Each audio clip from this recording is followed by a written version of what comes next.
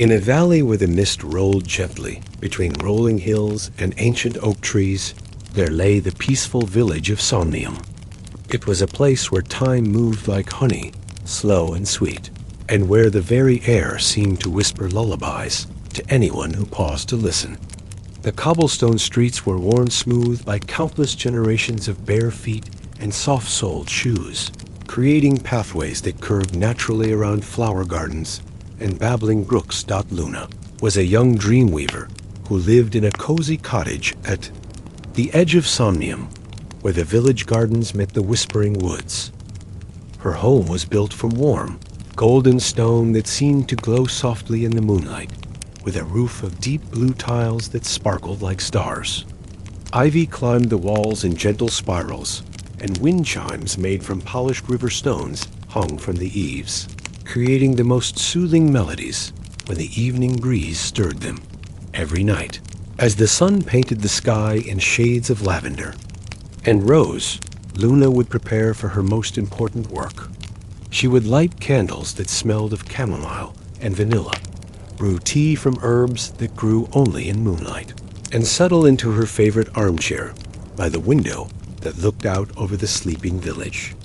Her tools were simple but magical.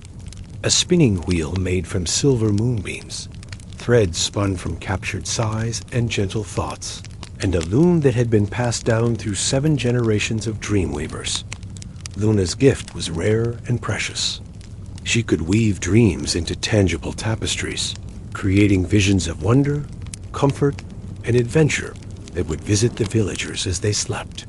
Each dream was carefully crafted, personalized for the person who would receive it. For the baker, who worked long hours, she might weave dreams of floating on clouds made of warm bread dough.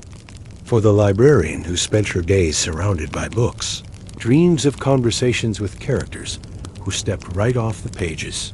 But lately, Luna had noticed something troubling. The dreams she wove were becoming tangled and gray, instead of the vibrant colors and joyful scenes she usually created. Her tapestries showed confused images, shadows where there should be light, and stories that led nowhere. The villagers had begun to complain of restless sleep, strange nightmares, and mornings where they woke feeling more tired than when they had gone to bed.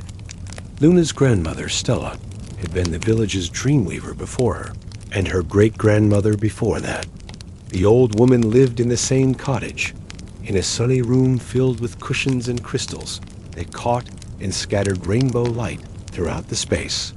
Her hair was silver like starlight, and her eyes held the wisdom of someone who had seen.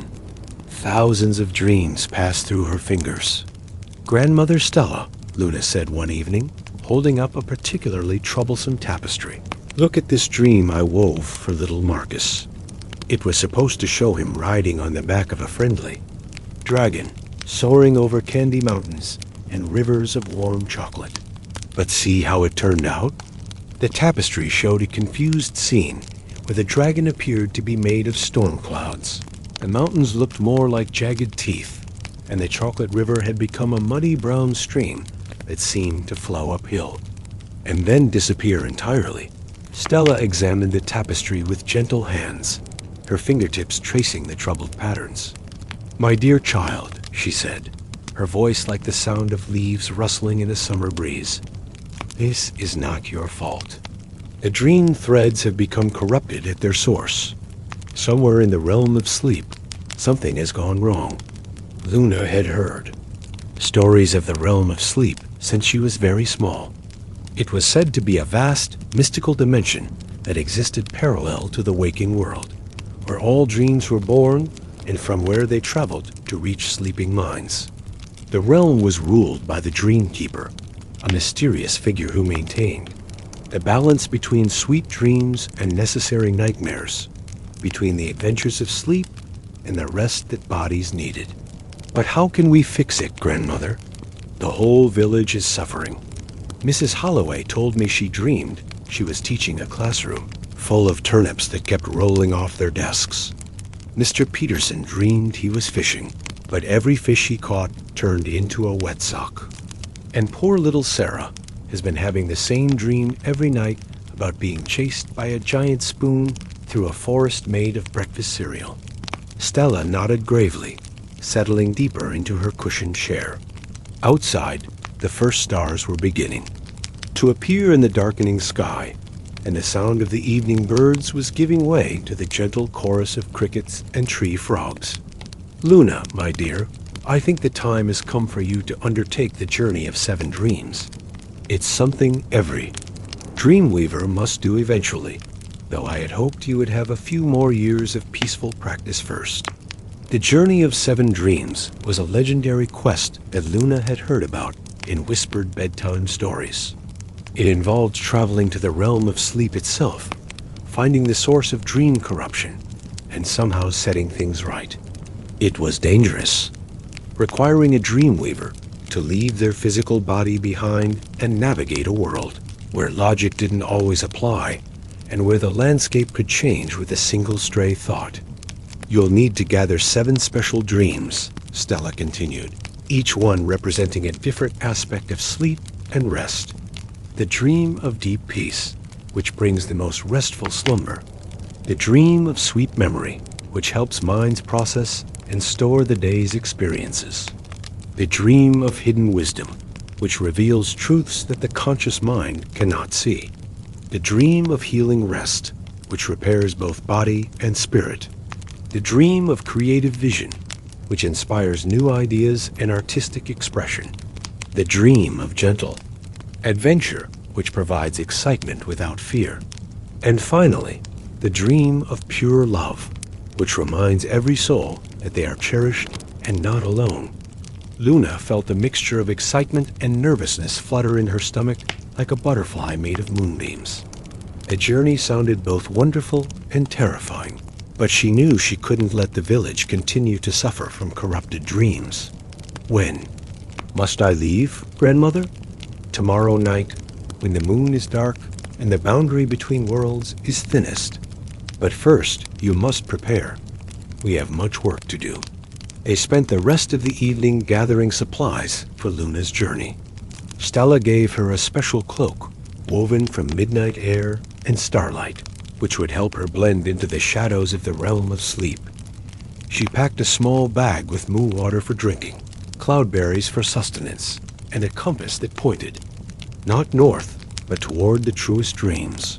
Most importantly, Stella gave Luna a small, pearl-white stone that fit perfectly in her palm. "This is a dream anchor," she explained. "No matter how lost you become in the realm of sleep, this will always be able to guide you back to your own body and your own world. Keep it close and never let it go." As the night grew deeper and the village settled into its troubled sleep, Luna sat by her window, looking out over the rooftops where wisps of gray dream smoke rose instead of the usual silver and gold. Tomorrow night, she would begin the most important adventure of her life. She thought about the 7 dreams she needed to find, wondering what challenges awaited her in the mysterious realm of sleep.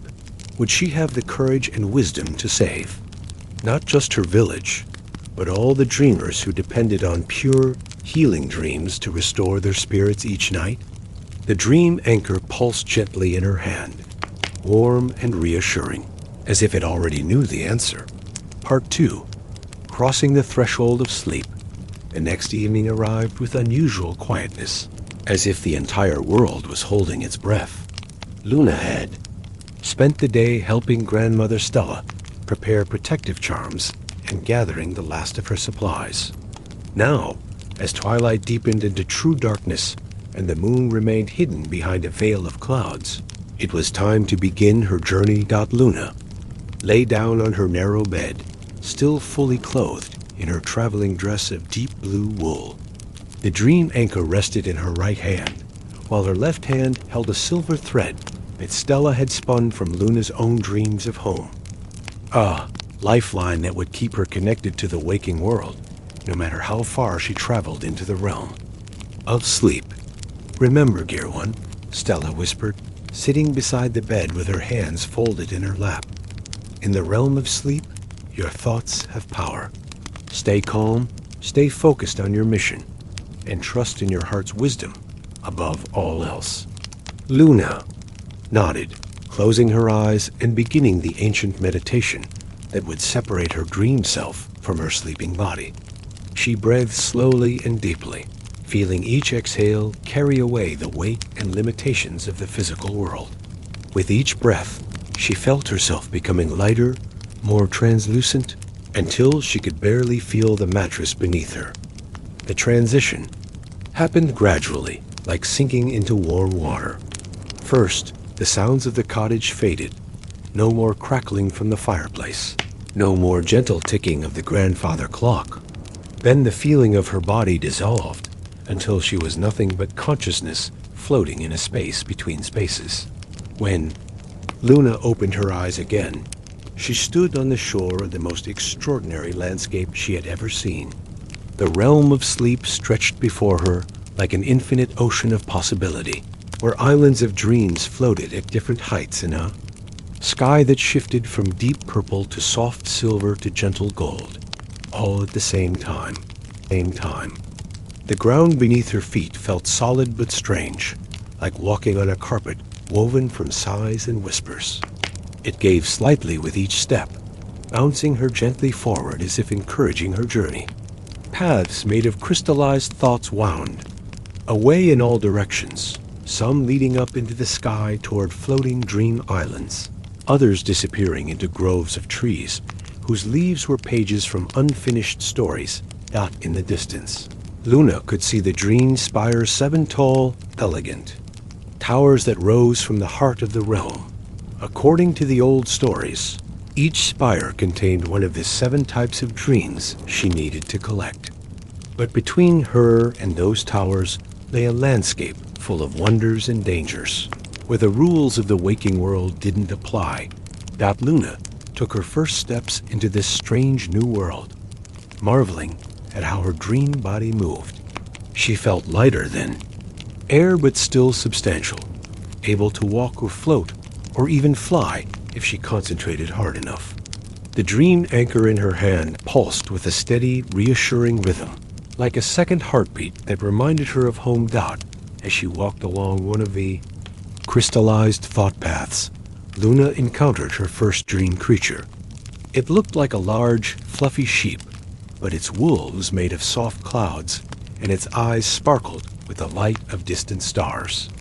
The creature approached her without fear, nuzzling her hand gently. "Hello there," Luna said, surprised to find that. Her voice in the dream realm sounded like tiny silver bells. "Are you lost?" The sheep creature made a sound like wind chimes in a gentle breeze, and Luna somehow understood that it was trying to tell her something important.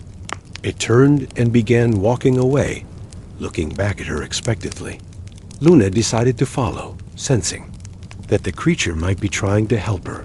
The sheep led her through a meadow where the grass was made of soft green light, and flowers bloomed that looked like tiny sleeping faces, each one peaceful and content. At the center of the meadow stood an ancient tree whose trunk was silver and whose leaves were every color that had ever existed in any dream. Sitting beneath the tree was an old man with a long white beard that seemed to be woven from moonbeams. He wore robes that shifted like water, sometimes blue like midnight, sometimes purple like twilight, sometimes silver like starlight. His eyes were closed, but Luna could tell he was aware of her presence. "Welcome, young dream weaver," he said, his voice echoing as if it came from everywhere and nowhere at once. "I am the guardian of the first path. I have been waiting for you." Luna approached respectfully, remembering Stella's teachings about showing proper courtesy to the elder beings of the dream realm. "Thank you, guardian. I'm Luna, and I've come, seeking the 7 dreams that will heal the corruption in our dream threads." The guardian opened his eyes, and Luna saw that they contained swirling galaxies, entire universes of dreams spinning in cosmic dance. "Yes, child, the corruption spreads from the very heart of our realm. The dream keeper has fallen into the endless sleep, and without his guidance, nightmares and confusion leak into what should be pure and restorative dreams." This was worse news than Luna had expected. The Dream Keeper was the most powerful being. In the realm of sleep, responsible for maintaining the delicate balance that kept dreams flowing properly to the waking world. If he had fallen into the endless sleep, a state where even powerful dream beings could become trapped in their own subconscious minds, then the entire realm was in danger. How can I wake him? Luna asked, though she suspected she already knew.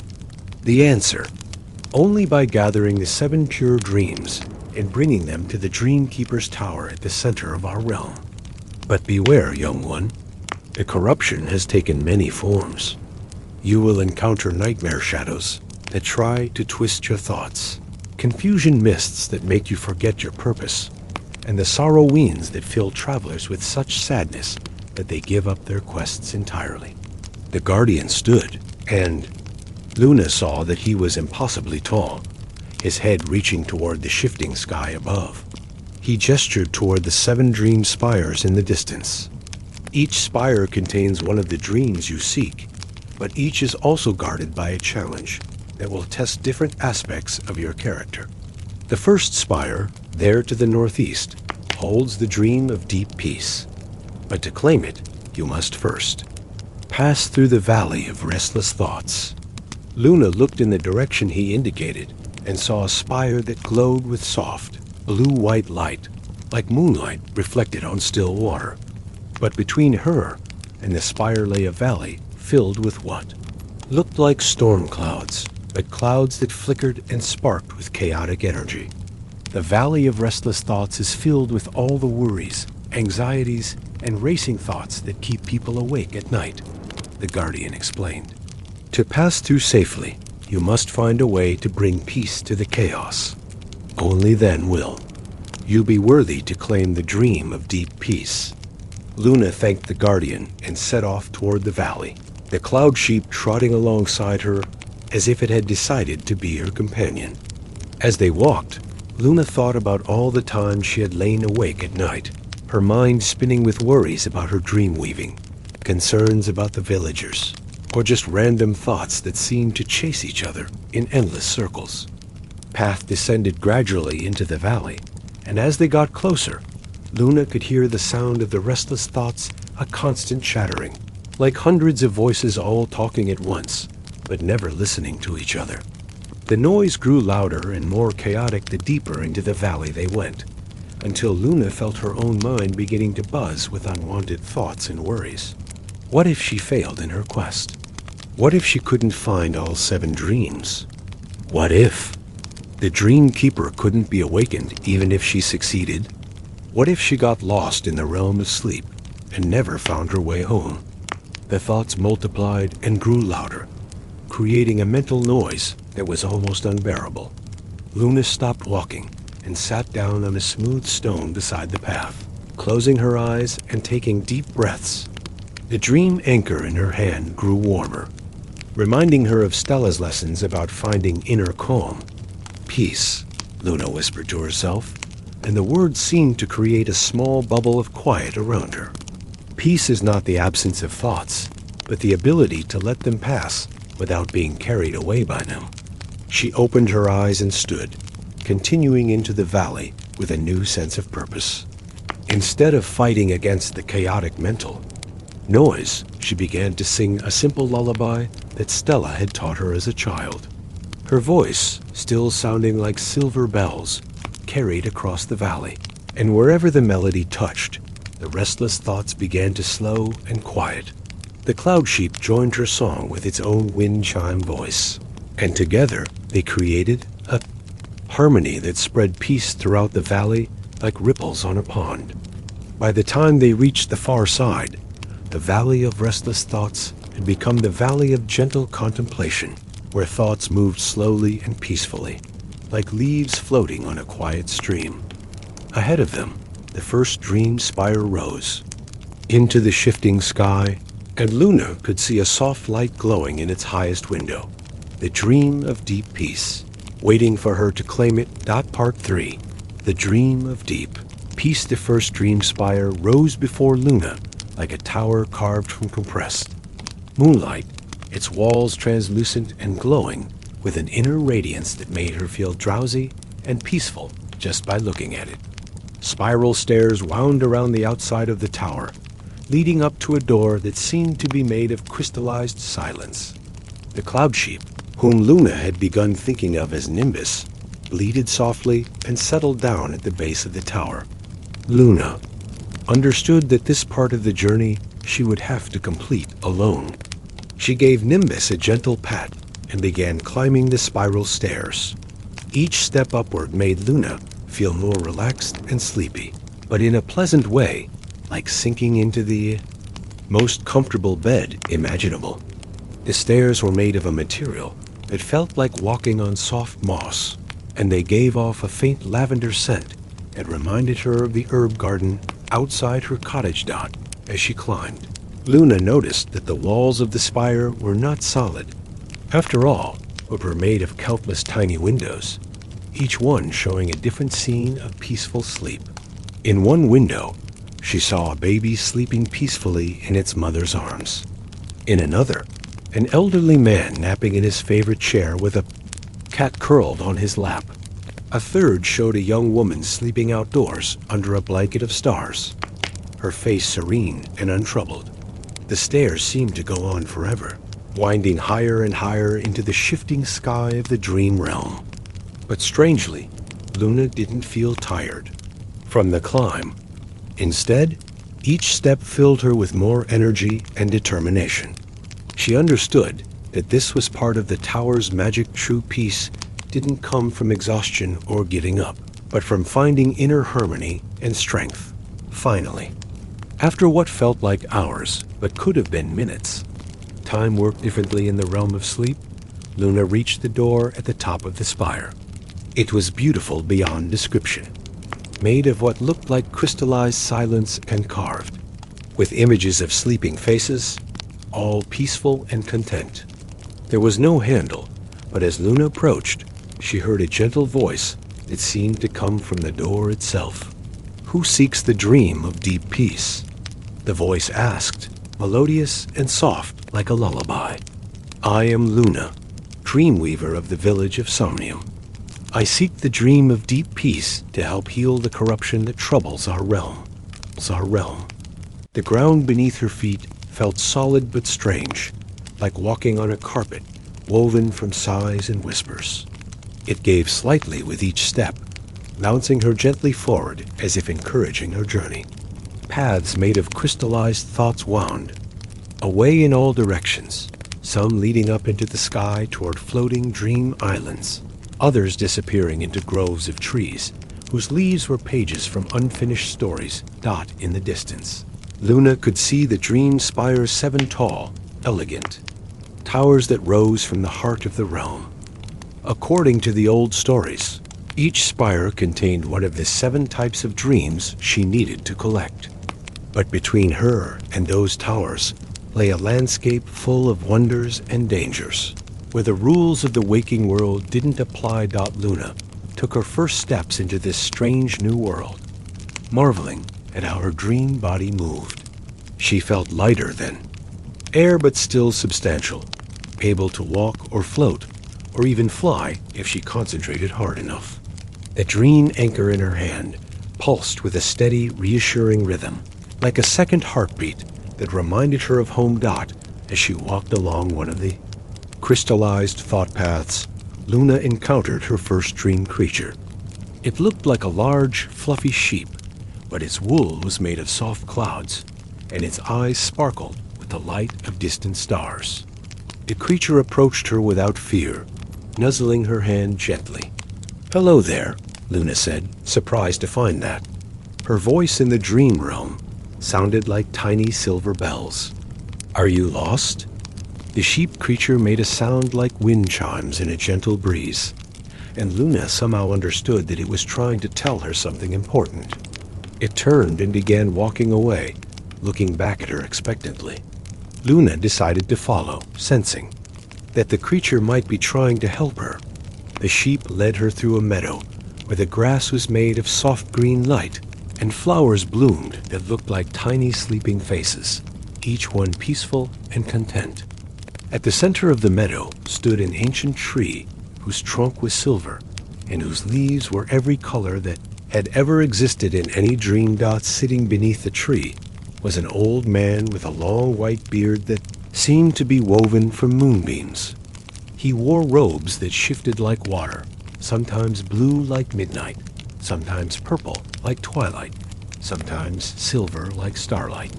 His eyes were closed, but Luna could tell he was aware of her presence. "Welcome, young Dreamweaver," he said, his voice echoing as if it came from everywhere and nowhere at once. "I am the guardian of the first path. I have been waiting for you." Luna approached respectfully, remembering Stella's teachings about showing proper courtesy to the elder beings of the dream realm. "Thank you, Guardian. I'm Luna, and I've come, seeking the 7 dreams that will heal the corruption in our dream threads." The Guardian opened his eyes, and Luna saw that they contained swirling galaxies, entire universes of dreams spinning in cosmic dance. "Yes, child, the corruption spreads from the very heart of our realm. The Dream Keeper has fallen into the endless sleep, and without his guidance, nightmares and confusion leak into what should be pure and restorative dreams." This was worse news than Luna had expected. The Dream Keeper was the most powerful being in the realm of sleep, responsible for maintaining the delicate balance that kept dreams flowing properly to the waking world. If he had fallen into the endless sleep, a state where even powerful dream beings could become trapped in their own subconscious minds, then the entire realm was in danger. "How can I wake him?" Luna asked, though she suspected she already knew.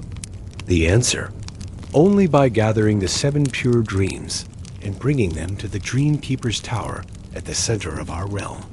But beware, young one. The corruption has taken many forms. You will encounter nightmare shadows that try to twist your thoughts, confusion mists that make you forget your purpose, and the sorrow winds that fill travelers with such sadness that they give up their quests entirely. The Guardian stood, and Luna saw that he was impossibly tall, his head reaching toward the shifting sky above. He gestured toward the 7 dream spires in the distance.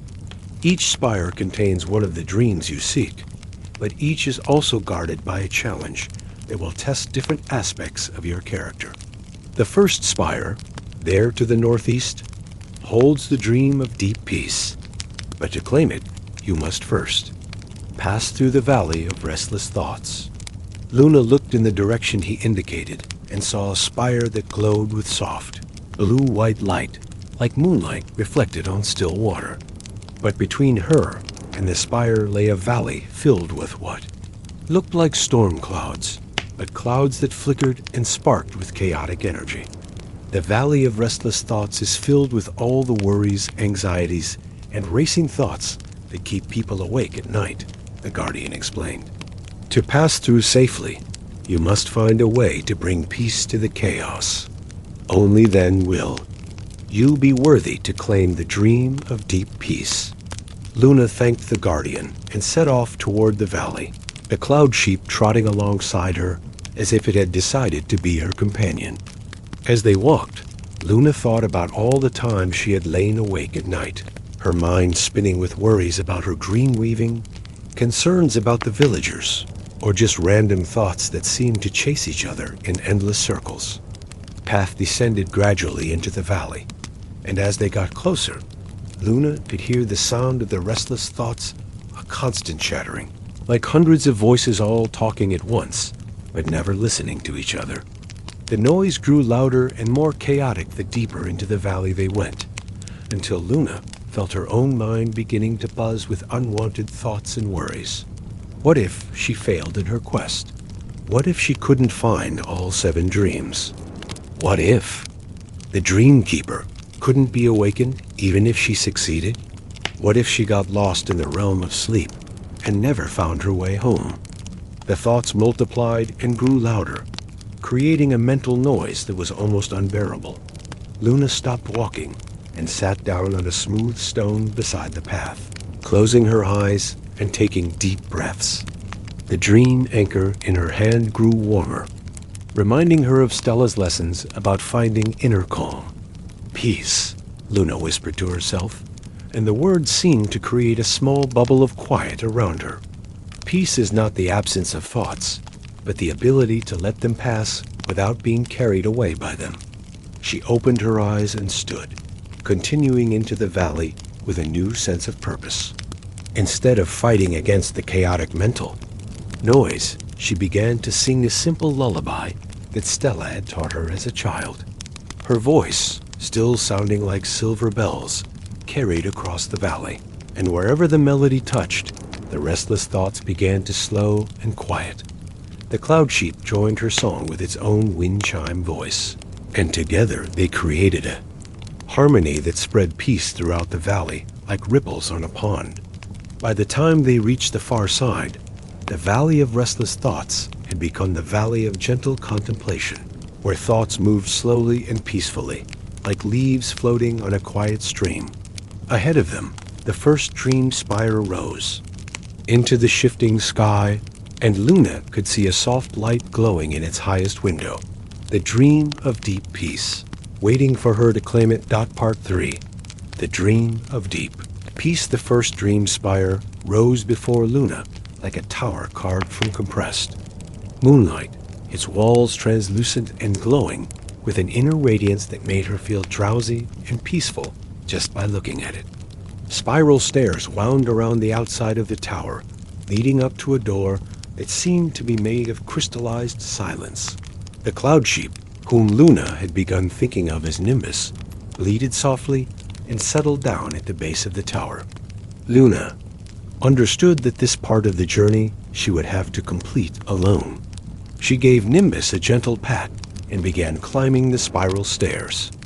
Each step upward made Luna feel more relaxed and sleepy, but in a pleasant way, like sinking into the most comfortable bed imaginable. The stairs were made of a material that felt like walking on soft moss, and they gave off a faint lavender scent that reminded her of the herb garden outside her cottage. As she climbed, Luna noticed that the walls of the spire were not solid, after all, but were made of countless tiny windows, each one showing a different scene of peaceful sleep. In one window, she saw a baby sleeping peacefully in its mother's arms. In another, an elderly man napping in his favorite chair with a cat curled on his lap. A third showed a young woman sleeping outdoors under a blanket of stars, her face serene and untroubled. The stairs seemed to go on forever, winding higher and higher into the shifting sky of the dream realm. But strangely, Luna didn't feel tired from the climb. Instead, each step filled her with more energy and determination. She understood that this was part of the tower's magic. True peace didn't come from exhaustion or giving up, but from finding inner harmony and strength. Finally, after what felt like hours, but could have been minutes, time worked differently in the realm of sleep, Luna reached the door at the top of the spire. It was beautiful beyond description, made of what looked like crystallized silence and carved, with images of sleeping faces, all peaceful and content. There was no handle, but as Luna approached, she heard a gentle voice that seemed to come from the door itself. "Who seeks the dream of deep peace?" the voice asked, melodious and soft like a lullaby. "I am Luna, dreamweaver of the village of Somnium. I seek the dream of deep peace to help heal the corruption that troubles our realm. Many seek peace," the door replied, "but few understand what it truly means. Tell me, young dreamweaver, what is the difference between peace and mere emptiness?" Luna thought carefully about the question. In the Valley of Restless Thoughts, she had learned something important about the nature of peace. "Peace is not the absence of all thoughts and feelings," she said slowly. "It's the ability to remain calm and centered even when surrounded by chaos. It's finding the still point within yourself that remains unchanged no matter what storms may rage outside." The door made a sound like a contented sigh. "And how does one find this still point?" "By remembering what truly matters." by breathing deeply and letting go of the need to control everything, by trusting in the natural rhythm of rest and activity, sleeping and waking, like the rhythm of the tides or the turning of the seasons. Very good. But tell me one more thing. For whom do you seek this peace? For yourself or for others? This question was the most important of all, Luna realized. I seek it for others, but I understand now that I can only give peace to others if I have found it within myself first. Like a lamp that can only light other lamps if it is already burning brightly. The door dissolved like morning mist, revealing a circular room at the top of the spire. The room was simple but perfect, with walls that seemed to be made of compressed twilight and a ceiling that showed the slow, steady pulse of a sleeping heart. In the center of the room, floating about chest high, was a sphere of soft, blue-white light that pulsed gently like a sleeping breath. Luna knew immediately that this was the dream of deep peace. She could feel its power, even from across the room, a sense of profound rest and restoration that seemed to flow into her very bones. But as she stepped forward to claim it, the sphere began to speak. "I am the dream that visits those who most need rest," it said in a voice like whispered blessings. "I bring the sleep that heals, the rest that restores, the peace that mends what the day has torn. But I have been corrupted by the chaos that spreads from the Dream Keeper's tower. Instead of bringing peace, I have been bringing empty numbness. Instead of restful sleep, I have been causing people to oversleep and wake feeling more tired than before." Luna approached the sphere slowly, extending her hands toward it. "I understand. Without the Dream Keeper to maintain the balance, even the most beneficial dreams can become harmful. But together, we can restore what has been lost." As her hands touched the sphere, Luna felt a wave of the most profound peace she had ever experienced wash over her. It was like being wrapped in her grandmother's softest quilt while listening to rain on the roof, like floating in warm water under a sky full of friendly stars. But more than that, it was the peace that comes from knowing you are exactly where you need to be, doing exactly what you were meant to do. The sphere dissolved into her hands, becoming part of her, and Luna felt the first of the 7 dreams settle into her heart like a seed of light. She could feel its power, ready to be shared with others. When the time came dot, as she turned to leave the room, Luna noticed something that made her smile. The walls of the spire, which had shown scenes of peaceful sleep as she climbed up, now showed something different. In each tiny window, she could see one of the villagers from Somnium, all sleeping more peacefully than they had in weeks. Mr. Peterson was no longer dreaming of socks that had been fish, but was having a lovely dream about floating on a quiet lake. Mrs. Holloway was dreaming of teaching a classroom full of eager students who hung on her every word. Little Sarah was dreaming of dancing with friendly butterflies in a meadow full of flowers. The corruption wasn't fully healed yet. Luna could still see some gray wisps in there. Dream smoke, but the dream of deep peace was already beginning to work, spreading calm and rest to all who needed it. Luna descended the spiral stairs much more quickly than she had climbed them, finding that her feet barely touched each step. When she reached the bottom, Nimbus was waiting for her, the cloud sheep's starry eyes twinkling with approval. "1 down, 6 to go," Luna said, patting Nimbus's fluffy head.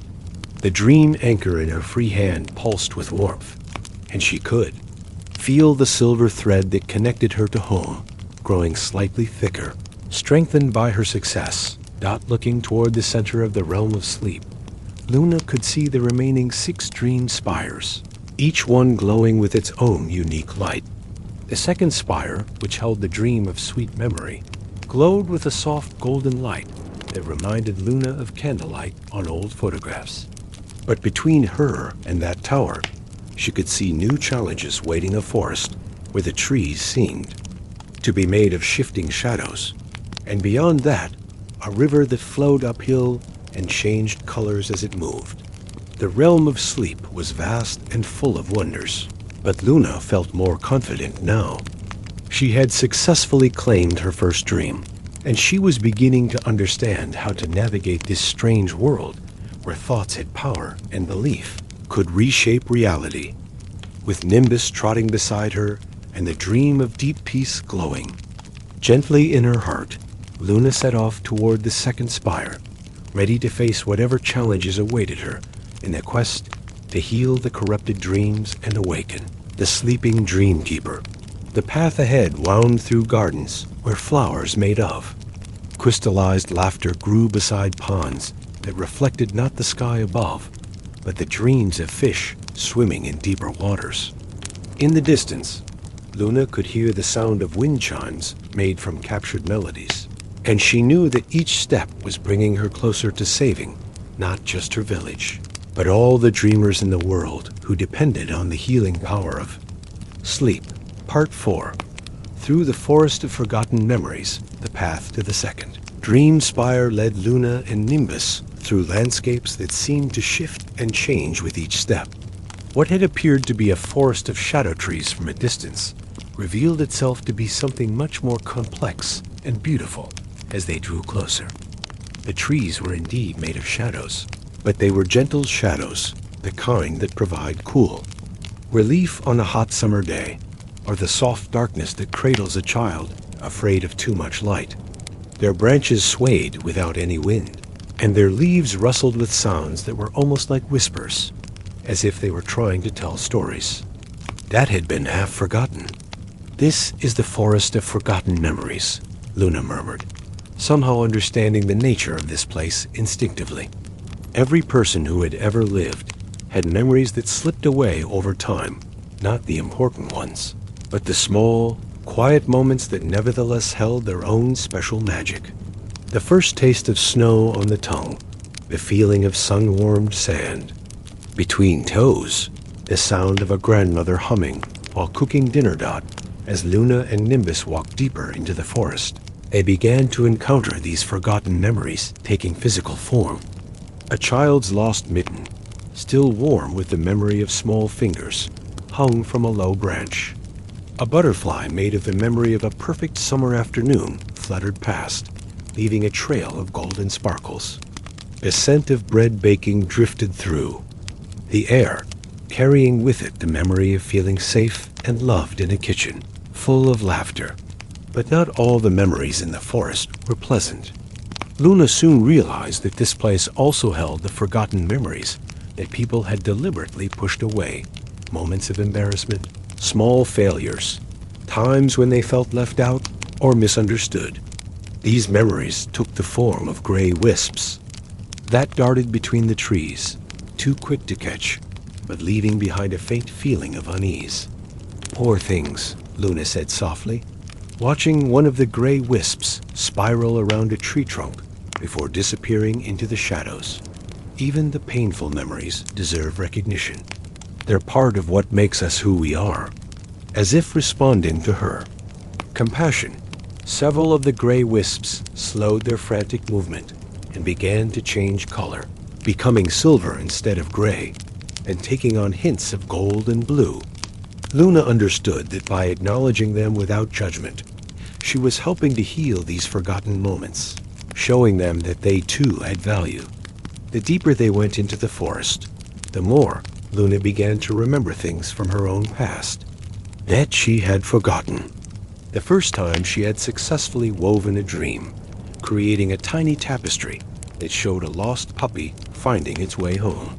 The day she had accidentally spilled purple dye all over her grandmother's favorite rug, and how Stella had simply laughed and said, "Well, now it matches the sunset better."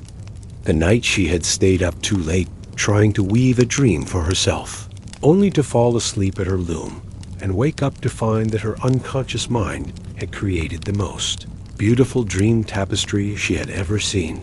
These memories didn't take physical form like the others, but Luna could feel them settling back into place in her mind, like puzzle pieces that had been temporarily misplaced. She realized that the forest of forgotten memories wasn't just a place you walked through. It was a place that walked through you, reminding you of parts of yourself that had been temporarily lost. Nimbus seemed to be having his own experience with forgotten memories. The cloud sheep would occasionally stop and stare at nothing visible, his starry eyes growing brighter, and Luna could almost see the memories playing out in the constellation patterns on his fluffy sides. She wondered what a dream creature like. Nimbus would remember perhaps the first dreamer who had imagined him into existence, or the feeling of floating through the minds of children who needed comfort in their sleep.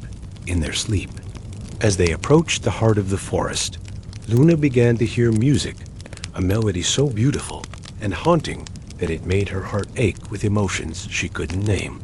Following the sound, they came to a clearing where the second dream spire rose.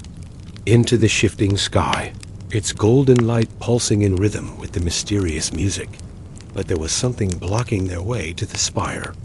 In the center of the clearing sat an enormous creature that looked like a cross between a dragon and a library. Its scales were made of aged parchment, and its eyes were like ancient books, with words swimming across the surface of its irises. Its breath came out as wisps of ink that formed themselves into floating letters and symbols before dispersing into the air. "I am the keeper of lost stories," the creature said, its voice like the sound of pages turning in an empty library. "Every memory that passes through this forest must first tell me its story. But lately, so many memories have been corrupted by the chaos from the Dream Keeper's tower that their stories have become jumbled and incomplete. I cannot let you pass until you help me sort out at least one confused memory." The creature gestured, with one wing toward a small, glowing orb that hovered nearby, pulsing with erratic light. "This memory belongs to someone in your village, but it has become so tangled that I cannot understand its story. If you can help it remember what it truly is, I will allow you to pass." Luna approached the glowing orb carefully. As soon as she touched it, she was flooded with confused images and emotions. She saw flashes of a kitchen, the smell of burning bread, tears of frustration, and an overwhelming sense of failure. But the images were all mixed up, happening in the wrong order, with pieces missing. Closing her eyes, Luna let her Dreamweaver's intuition guide her. She gently untangled the confused threads of the memory, sorting them into their proper sequence. Gradually, a complete picture emerged. Mrs. Holloway, the village teacher, trying to bake bread for the first time as a young woman. The bread had burned, the kitchen had filled with smoke, and she had cried from frustration and embarrassment. But then her mother had come in, helped her clean up the mess, and taught her that failure was just another word for first attempt in learning.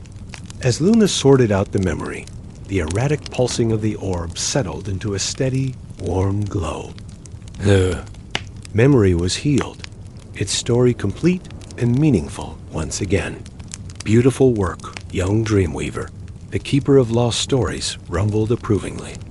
"This memory can now return to its owner, bringing with it the wisdom that even our mistakes and failures are valuable parts of our stories." The creature moved aside, revealing the path to the second dream spire. But before Luna could take more, in a few steps, the keeper spoke again. "Wait, because you showed such compassion in healing that confused memory, I have a gift for you." The creature breathed out a small cloud of ink that formed itself into a tiny leather-bound book. "This is a memory compass. If you ever become lost in the realm of sleep, open this book and it will show you the memory of how to find your way home." Luna tucked the memory compass safely into her cloak and thanked the keeper. Then she and Nimbus approached the second dream spire, which was even more beautiful, up close than it had appeared from a distance. Its walls seemed to be made of crystallized honey, and through them, Luna could see thousands of tiny scenes playing out all the sweet memories that brought comfort to dreamers around the world. The spiral stairs that wound around this spire were made of what looked like golden light, and each step Luna climbed filled her with warm feelings of nostalgia and gentle happiness. She thought of birthday parties and holiday mornings, of quiet afternoons reading favorite books, of falling asleep to the sound of her grandmother's voice telling stories. The climb seemed to take no time at all, and before she knew it, Luna was standing before the door at the top of the spire. Like the first door, this one was beautiful and ornate, but instead of being made of crystallized silence, it appeared to be carved from compressed sunlight, warm and golden and welcoming. Who seeks the dream of sweet memory? The door asked, its voice like the sound of laughter, remembered from childhood. I am Luna, dream weaver of Somnium, and I seek the dream of sweet memory to help heal our realm. Memories are the threads from which we weave the tapestry of self, the door replied. But tell me, young one, what is the difference between living in the past and treasuring the past? Luna thought about the forest of forgotten memories, about the keeper of lost stories, about the confused memories she had helped to heal. Living in the past means being trapped by what was, unable to move forward or grow. But treasuring the past means keeping the wisdom and love from our experiences while still remaining open to new adventures and learning. Sweet memories should be like favorite songs. We can enjoy them when they play, but we don't need to keep the music playing constantly to be happy. The door dissolved into particles of golden light that settled gently around Luna like a soft rain of warmth and comfort. Beyond was a room that looked like the inside of a music box, circular and intimate, with walls that showed scenes from thousands of happy memories playing like silent movies. In the center of the room floated a sphere of pure golden light, pulsing gently like a contented heartbeat. Luna could feel its power even before she approached, the ability to help dreamers process their experiences, to sort through the events of each day, and keep what was valuable while letting go of what's harmful. As Luna reached out to claim the second dream, she felt a wave of gentle nostalgia wash over her, bringing with it the comfort of every good memory she had ever made, while gently healing the small hurts and disappointments that everyone carries. The dream of sweet memory settled into her heart beside the dream of deep peace, and Luna felt herself becoming stronger, more complete. 2 dreams down, 5 to go, but she was no longer afraid of the challenges ahead.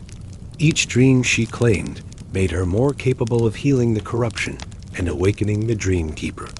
The path ahead would lead her through even stranger territories, but Luna was ready for whatever awaited her. Part 5. The River of Flowing Time. When Luna descended from the second dream spire, she found that the landscape had shifted once again. The forest of forgotten memories had given way to a vast meadow filled with flowers that seemed to be made of crystallized moments, some blooming, some wilting, some caught forever in the instant between bud and full flower. Nimbus was waiting for her at the base of the spire, but the cloud sheep had changed since she had been gone. His fluffy coat now had streaks of gold running through it, as if some of the light from the dream of sweet memory had touched him too. His starry eyes twinkled with what Luna could only describe as gentle happiness. I think you're collecting dreams too, aren't you? Luna asked, scratching behind Nimbus's ears. The sheep responded with a sound like wind chimes playing a lullaby, and Luna took that as a yes. Before them stretched the most peculiar river Luna had ever seen. Instead of flowing in one direction, it seemed to flow in all directions at once upstream and downstream simultaneously, with currents of different colors representing different speeds of time. The blue currents moved slowly, like lazy summer afternoons, while the silver currents rushed past, like the quick moments when you're having so much fun that time seems to fly. Golden currents meandered at a pace somewhere in between, like the comfortable rhythm of a good day's work. This was the river of flowing time, and Luna knew she would need to cross it to reach the third dream spire, which she could see glowing in the distance, with a light that seemed to shift between all the colors of wisdom: deep purple, silver white, In the green of ancient forests dot at the riverbank sat a small, elderly woman with skin like polished wood and hair that seemed to be woven from silvery streams of time itself. She was fishing, but instead of using a regular fishing rod, her line disappeared into the flowing time currents. And occasionally she would pull up not a fish, but a crystallized instant that sparkled like a jewel before dissolving. Back into the flow. "Good evening, young dreamweaver," the woman said without looking up from her fishing. "I am the ferryman, or rather, ferrywoman of the river of flowing time. Though I suppose ferrywoman sounds a bit awkward, doesn't it? You may call me Tempest." "Hello, Tempest," Luna said politely. "I need to cross your river to reach the third dream spire. Is there a boat or a bridge?" Tempest chuckled, a sound like water bubbling over smooth stones. "Oh, there are many ways to cross the river of flowing time, child. But the trick is knowing which current to follow. You see, time moves differently for everyone. For some, a minute can feel like an hour when they're worried or afraid. For others, hours can pass like minutes when they're absorbed in something they love." She gestured to the various colored currents flowing through the river. "The blue currents are for those who need time to slow down, to savor each moment. The silver currents are for those who need to move quickly through difficult periods. The golden currents are for those who have learned to find the perfect pace for whatever they're doing." Luna studied the river carefully. She could see that crossing it wouldn't be a matter of building a bridge or finding a boat, but of understanding time itself. "How do I know which current is right for me? It's right for me." "That depends," Tempest said, finally looking up from her fishing. Her eyes were like tiny hourglasses, with sand in all different colors constantly flowing from top to bottom. "What is your relationship with time, young one? Do you often feel rushed, as if there's never enough time for all you need to do? Do you sometimes feel bored, as if time is moving too slowly? Or have you found the secret of moving through time like a dancer moves through music, with grace and perfect timing?" Luna thought about this carefully. In her life as a dreamweaver, she had experienced all of these relationships with time. There were nights when she felt rushed, trying to weave dreams for everyone in the village before dawn came. There were long afternoons when she waited for inspiration, when time seemed to crawl by. But there were also magical moments when she was completely absorbed in her work, when hours passed without her noticing, when she felt perfectly in sync with the rhythm of creation. "I think," Luna said slowly, "that I need to learn to trust time rather than fight against it. To understand that there's always exactly enough time for what truly needs to be done." Tempest smiled, and Luna noticed that when she smiled, the sand in her hourglass eyes flowed more smoothly. Wise words. "Then you must follow the golden current, but with a heart that remains open to the lessons of both the blue and silver currents." The old woman stood and walked to the edge of the river. She dipped her fishing rod into the golden current and began to pull. Instead of a moment or a fish, what emerged from the river was a beautiful boat made of compressed sunlight and woven, with streams of all three time currents. "This boat will carry you and your companion across the river," Tempest explained.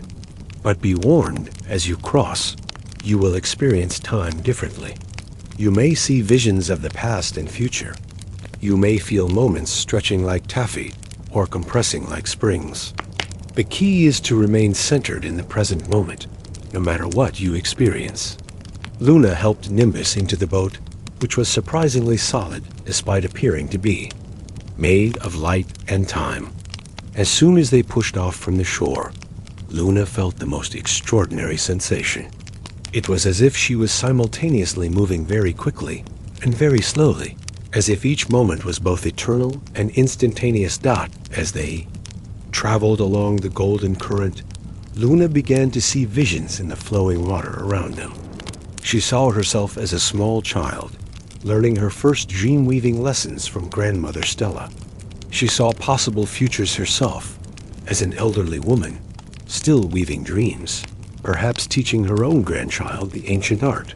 She saw the village of Somnium in different seasons, different years, the faces of villagers changing as they grew older, babies being born, children growing up.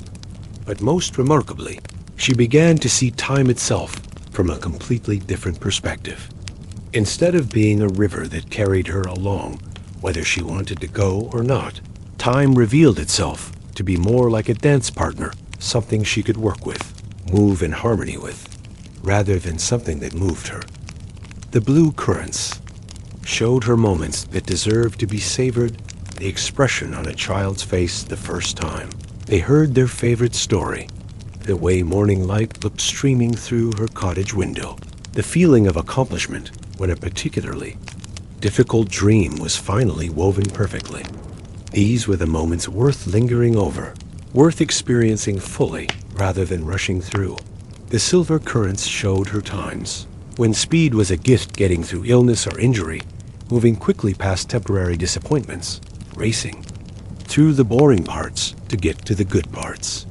But even in the silver currents, Luna noticed there was purpose and wisdom, not just haste. As they neared the far shore, Luna felt a deep sense of understanding settle over her. Time wasn't her enemy or her master. It was her partner in the great dance of existence. Every moment had its own perfect pace, and wisdom lay in learning to recognize and move with that pace rather than against it. The boat touched the far shore with a gentle bump, and Luna and Nimbus stepped onto solid ground. Looking back across the river of flowing time, Luna waved goodbye to Tempest, who was already back to her fishing, pulling up moments and releasing them back into the flow. The third dream spire rose before them now, taller and more magnificent than the first two. Its walls seemed to be made of crystallized wisdom itself, showing not images, but pure understanding, the kind of deep knowing that comes not from books or teachers, but from experience and reflection. But as Luna approached the base of the spire, she noticed something troubling.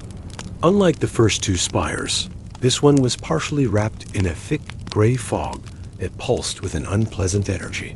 The fog seemed to whisper things as she got closer, doubts and confusions, questions without answers, the kind of mental noise that comes when wisdom is blocked by overthinking. The corruption has reached this spire, Luna realized, feeling the dream of deep peace and the dream of sweet memory pulse with concern in her heart. The dream of hidden wisdom has been partially corrupted by the chaos from the dream keepers. Tower. This would be her greatest challenge, yet not just claiming the third dream, but healing it from the corruption that threatened to turn wisdom into confusion, understanding into doubt. Luna touched the dream anchor in her hand, drew strength from the two dreams already glowing in her heart, and began her approach to the fog-wrapped spire. As she stepped into the gray fog, Luna felt immediately disoriented. The fog whispered questions that had no answers.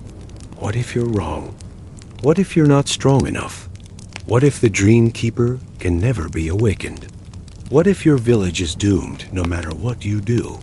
But Luna remembered the lessons of the river of flowing time. Instead of fighting against the questions or trying to rush through them, she found her center, her perfect pace, and began to walk through the fog with steady, measured steps. Each doubt that the fog whispered, she acknowledged without letting it stop her. Maybe I am wrong, she said aloud to the fog, but I'm doing my best with what I know, and that's all anyone can do.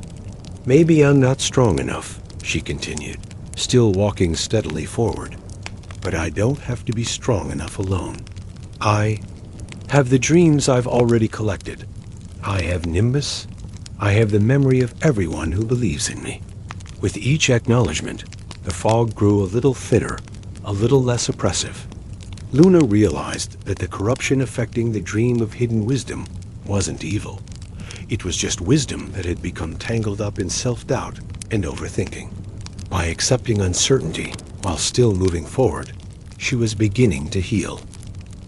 By the time she reached the base of the spire, The fog had cleared completely, and the third dream spire stood before her in all its crystalline glory, ready to share its wisdom with someone who had learned that true wisdom includes the humility to know what you don't know, while still having the courage to act on what you do know. Part 6. The Spire of Hidden. Wisdom, the third dream spire, was unlike the first two in ways that went beyond its appearance. While the previous spires had felt welcoming and peaceful, this one emanated a sense of ancient knowledge so profound that Luna felt almost dizzy looking up at its heights. The walls were indeed made of crystallized wisdom, but now she could see that each crystal contained not just one piece of understanding, but layers upon layers of interconnected knowledge, like a vast library compressed into geometric form. Spiral stairs that wound around this spire were made of what appeared to be compressed questions, not the chaotic, anxious questions that had whispered in the fog, but the good questions, the ones that led to deeper understanding. With each step Luna climbed, she felt her mind opening to new possibilities and perspectives. Nimbus had chosen to wait at the base of this spire as well, but not because he couldn't climb it. Luna sensed that the cloud sheep understood that some journeys must be taken in solitude, especially those that lead to personal wisdom and growth.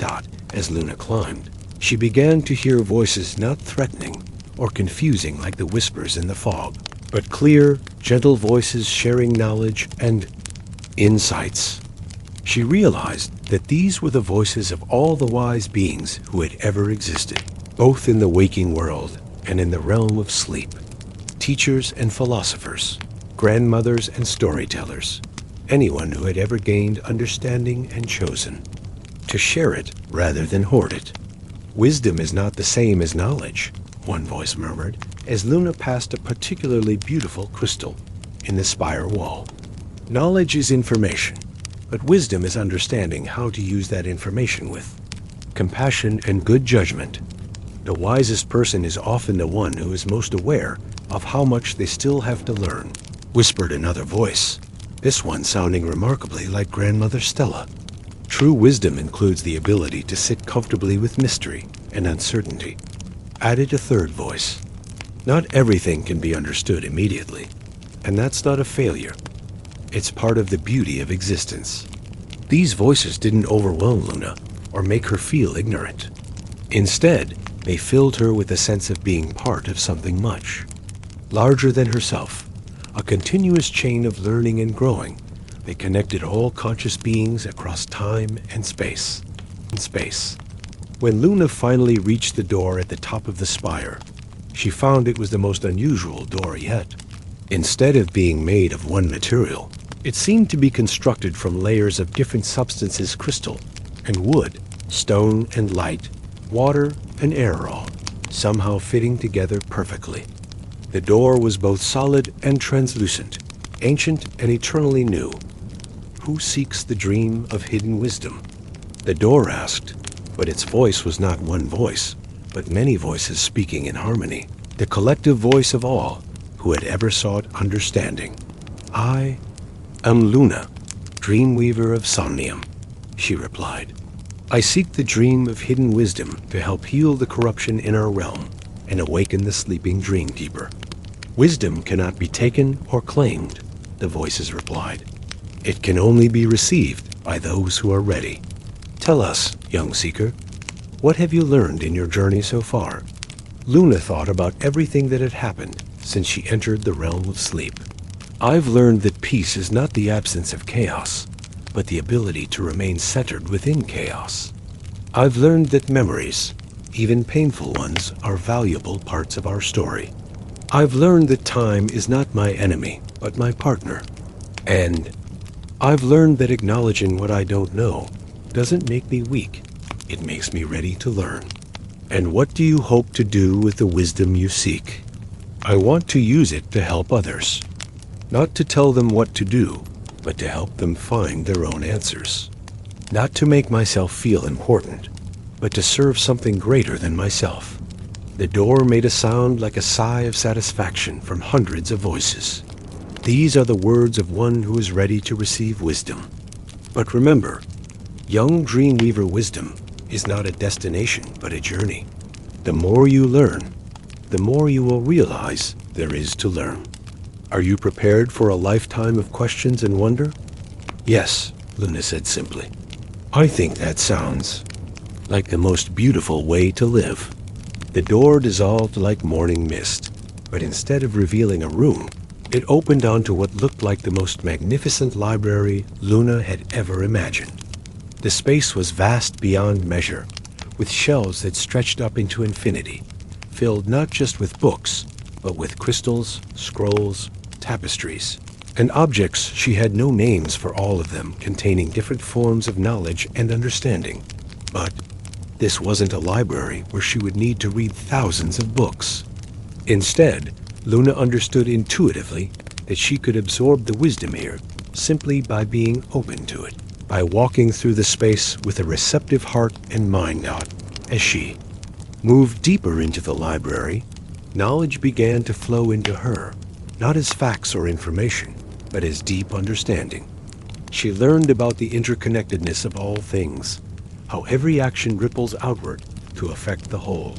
She understood the delicate balance required to maintain harmony between different forces, light and shadow, rest and activity, dreaming and waking.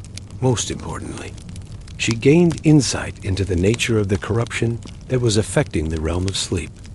It wasn't caused by evil or malice, but by an imbalance that had occurred when the Dreamkeeper fell into the endless sleep. Without his conscious guidance, the natural forces of the dream realm had begun to spiral out of control, like a garden that becomes overgrown when the gardener falls ill.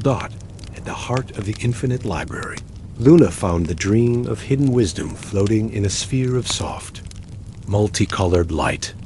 But unlike the previous dreams, this one was partially wrapped in tendrils of gray confusion, the last remnants of the corruption that had affected this spire. I have been waiting for you, the dream said, its voice like the sound of understanding. Dawning. I am the dream that helps sleepers process the deeper mysteries of existence, the one that brings insight and clarity to those who seek it. But the corruption has been turning my revelations into riddles, my clarity into confusion. Luna approached carefully, extending her hands toward the corrupted dream. How can I heal you? By doing what you have already been doing, the dream replied.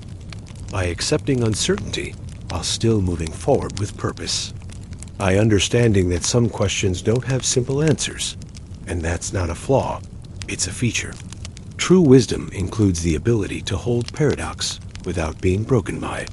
As Luna's hands touched the sphere, she felt the gray tendrils of corruption trying to wrap around her thoughts, trying to fill her mind with endless circular questions that had no answers. But instead of fighting them or becoming lost in them, Luna simply acknowledged them and let them pass through her, like clouds passing through the sky. I don't need to have all the answers, she said gently to the corruption. I just need to keep moving forward with love and good intentions. Some mysteries are meant to remain mysterious, and that's part of what makes existence wonderful. The gray tendrils dissolved like morning frost touched by sunlight, and the dream of hidden wisdom blazed forth in its full glory, not as blinding brilliance, but as gentle illumination that helped everything make sense in deeper, more beautiful ways. As the third dream settled into Luna's heart alongside the first two, she felt a profound shift in her understanding. She could see connections she had never noticed before, patterns that linked everything together in a vast, intricate dance. She understood now that her mission wasn't just about collecting 7 dreams. It was about learning to become a bridge between the wisdom of the dream realm and the needs of the waking world. The corruption affecting the entire realm wasn't something to be fought against, but something to be understood and gently healed. The Dreamkeeper had fallen into the endless sleep, not from weakness or failure, but from carrying too much responsibility alone. He needed to be reminded that wisdom was meant to be shared, that no one being, no matter how powerful, was meant to maintain perfect balance without help. As Luna descended from the third spire, she found that her perception of the entire realm of sleep had changed. Where before she had seen a strange magical landscape, now she could see the underlying patterns, the way each element served a specific purpose in the greater whole. The realm wasn't chaotic. It was incredibly complex and sophisticated, like a vast piece of music with harmonies too intricate for most minds to follow. Nimbus was waiting for her, and Luna could see that he too had been affected by the healing of the dream of hidden wisdom.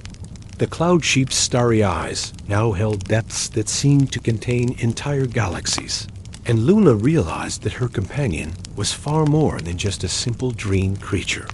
He was a manifestation of the realm's own wisdom, sent to guide and protect her on this crucial mission.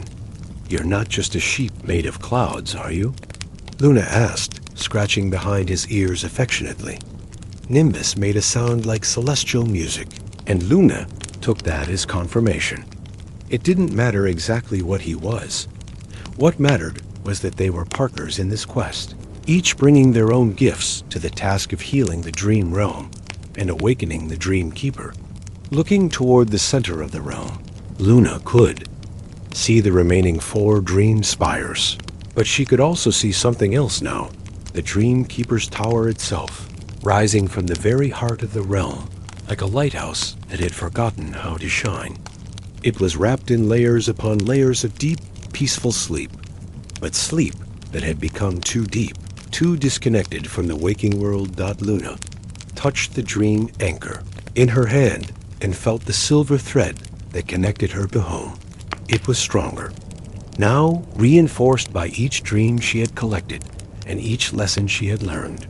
She was becoming more herself with each step of the journey, more connected to her true purpose as a dream weaver and healer.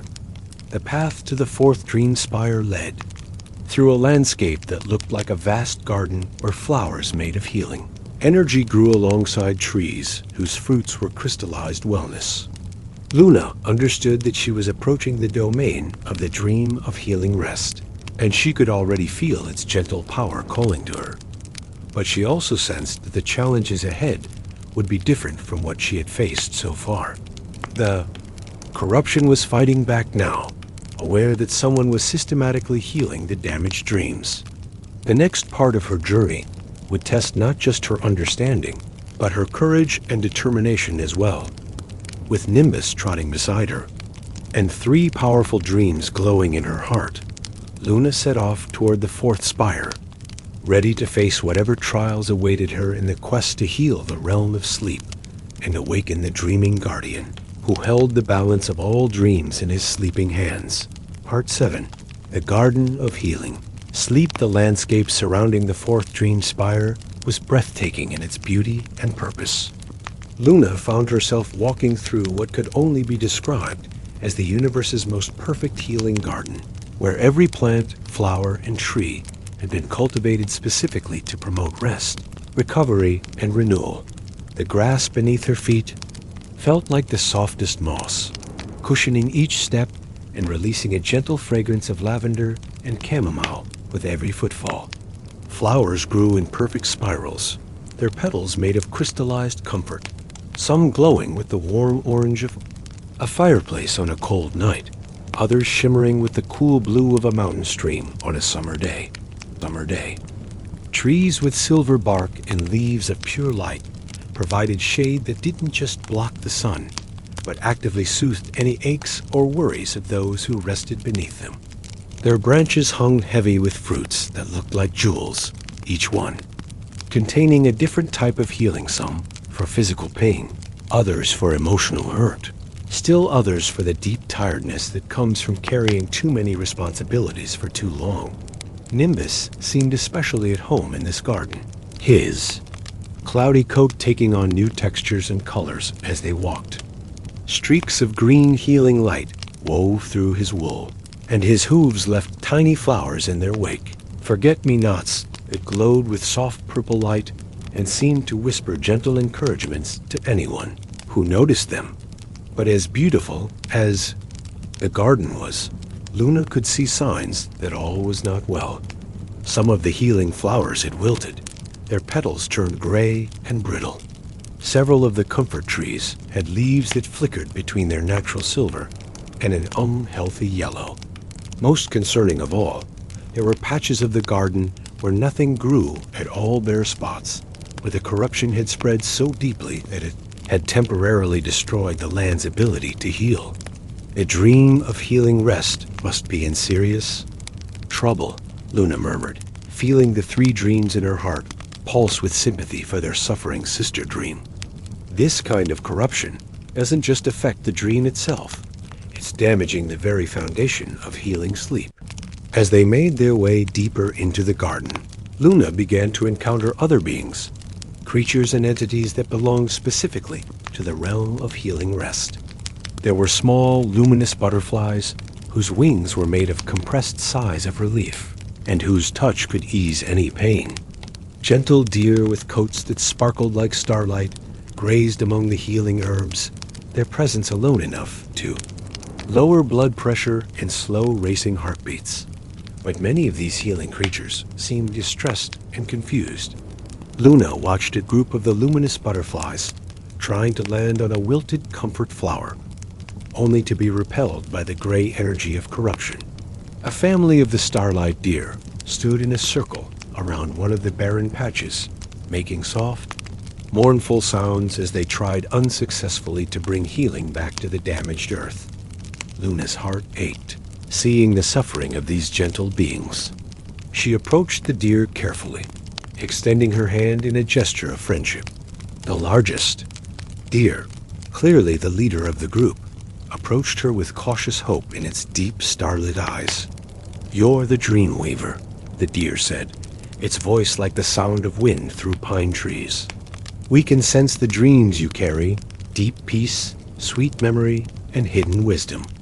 We have been waiting for someone who could help us heal our realm." "I want to help," Luna said softly, kneeling so she was closer to the deer's level.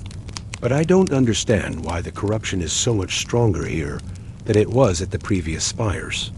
"Because," the deer explained sadly, "the dream of healing rest is the most important dream for maintaining the overall health of your realm and ours. When people can't get truly restorative sleep, everything else begins to break down. Their ability to find peace, their capacity to process memories, their access to wisdom. The corruption knows this, and it's concentrating its power here, trying to prevent you from claiming this dream." Luna looked toward the fourth dream spire and saw what the deer meant. Unlike the previous spires, which had presented challenges, but had ultimately welcomed her, this spire was actively under siege. Tendrils of gray corruption wrapped around its base like thorny vines, and storm clouds gathered around its peak, crackling with chaotic energy. "How can I get through all that?"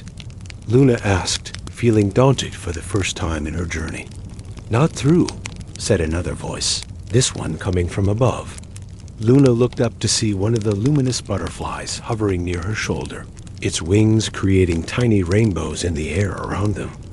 "Around, under, and with help. The corruption expects you to try to fight your way through directly. But healing doesn't work through force. It works through patience, understanding, and community." The butterfly landed gently on Luna's outstretched finger, and immediately Luna felt a wave of soothing calm wash over her. "My name is Tranquil," the butterfly said, "and I speak for all the healing creatures of this garden. We want to help you reach the dream of healing rest, but we need you to trust us completely. Can you do that?" Luna looked around at the assembled creatures, the starlight deer, the luminous butterflies, and several other beings she was just beginning to notice. There were tiny mice whose fur was made of woven moonbeams, and who specialized in healing the kind of restlessness that keeps children awake at night. There were slow, gentle tortoises whose shells were made of crystallized patience, and who could help anyone learn to rest without feeling guilty about taking time for themselves. "Yes," Luna said without hesitation. "I trust you completely." What happened next was like nothing Luna had ever experienced. Instead of trying to fight through the corruption around the spire, the healing creatures surrounded Luna and Nimbus in a living mandala of gentle energy. The deer formed the outer circle, their starlight coats creating a protective barrier. The butterflies wove patterns of soothing light above and around them, while the moonbeam mice and patience tortoises filled in the spaces between. Together, this community of healing beings began to move toward the corrupted spire, but not as an army or a force of conquest. They moved like a gentle tide, like the slow, inevitable progress of spring melting winter snow. Wherever their combined presence touched the gray corruption, it didn't fight or resist, it simply transformed, remembering its original purpose. Realize that this was the true lesson of healing rest. It wasn't something that could be forced or rushed, but something that happened naturally when the right conditions were created. The corruption around the spire hadn't been evil. It had been healing energy that had forgotten how to heal. Rest that had forgotten how to restore Dot as their procession of gentle beings approached the base of the spire. The gray tendrils began to loosen their grip, transforming back into the healthy green energy of natural growth. The storm clouds around the peak dissipated, revealing the spire's true beauty walls that looked like they were made of crystallized sleep itself, translucent and peaceful, with a soft inner glow that promised rest to all who beheld it. Spiral stairs that wound around this spire were made of what felt like the most comfortable pillow material imaginable, each step providing perfect support while remaining soft and yielding.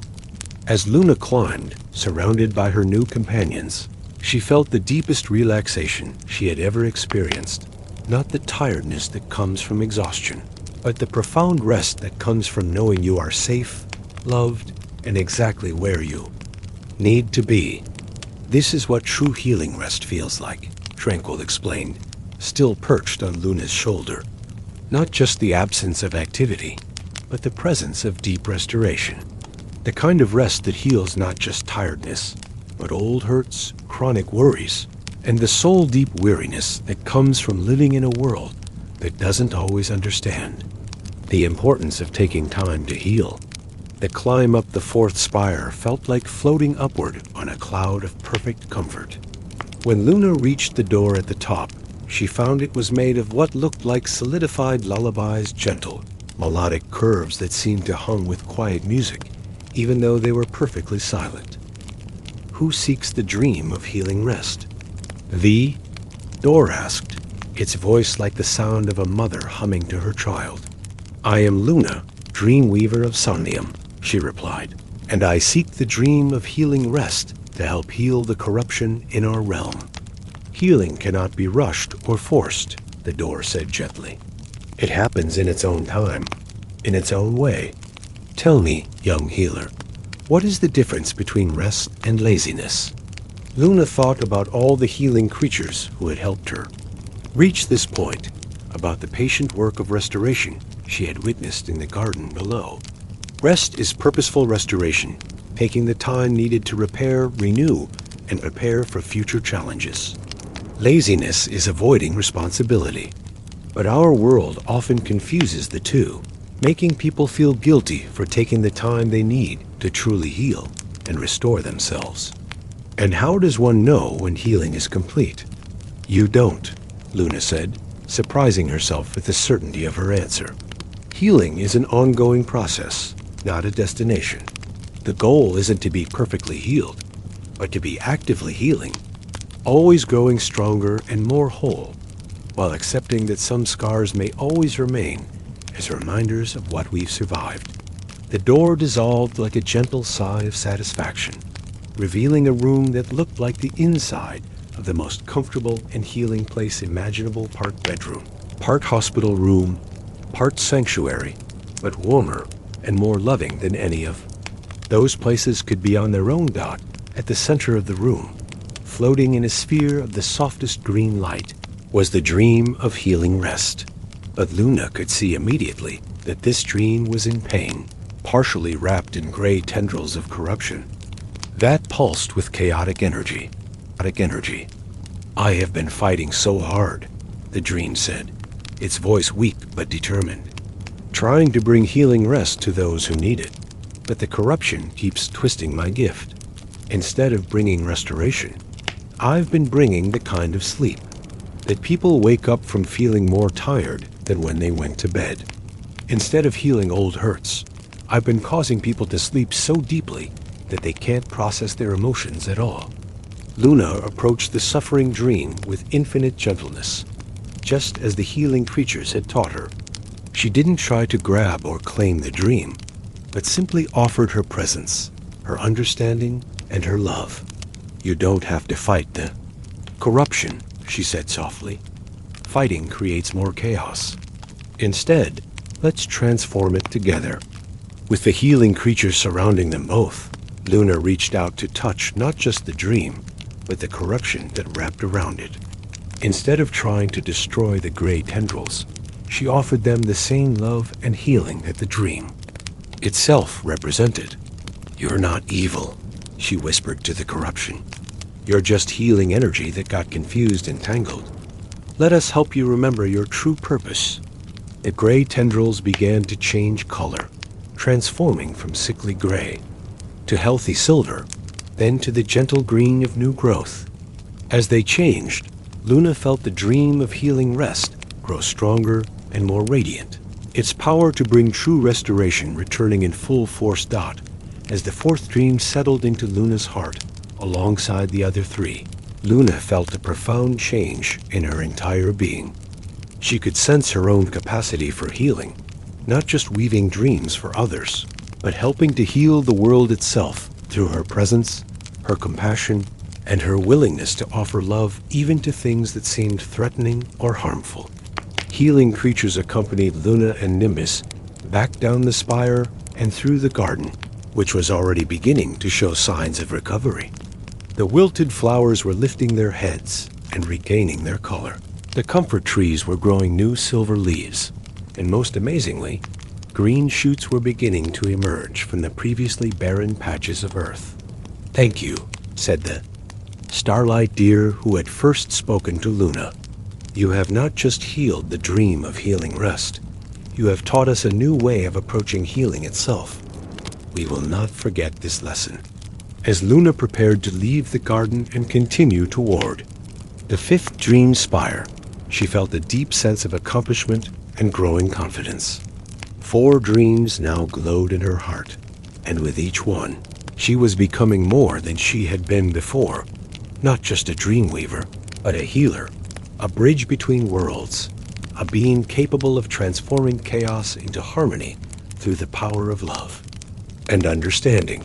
The path ahead led toward what looked like a landscape of pure creativity mountains that seemed to be sculpted from rainbow light, forests where the trees grew in impossible spirals, toward a sky that was painted with colors that had no names. This was the domain of the dream of creative vision, and Luna could already feel its inspiring energy calling to her heart. But she also sensed that the corruption was adapting, learning from her successes, preparing new challenges that would test not just her healing abilities, but her imagination and creative problem-solving skills. The easy victories were behind her. Now ahead lay the true test of whether she had what it took to heal the deepest wounds. In the realm of sleep, and awaken the dreamkeeper from his endless slumber.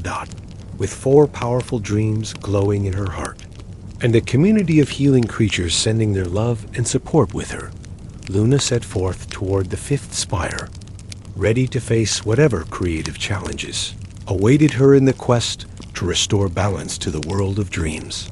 Part 8.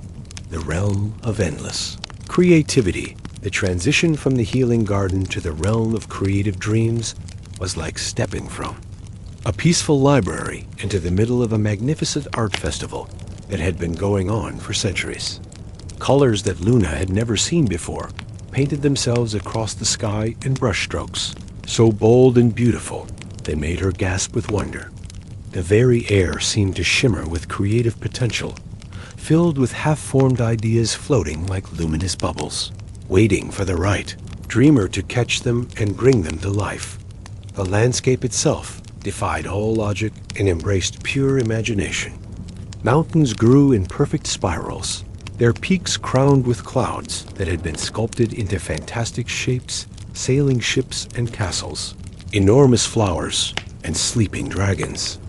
Rivers of liquid starlight wound between hills that looked like they had been painted by someone who had never been told that grass had to be green or that rocks had to be gray. Trees grew in impossible configurations, their branches weaving together to form natural sculptures, their leaves changing colors and patterns that told wordless stories. Some trees bore fruit that looked like miniature suns. Others grew books instead of apples, their pages fluttering in the breeze and releasing snippets of unwritten poetry into the air. Nimbus seemed to be having the time of his life in this creative realm. His cloud wool began shifting through colors.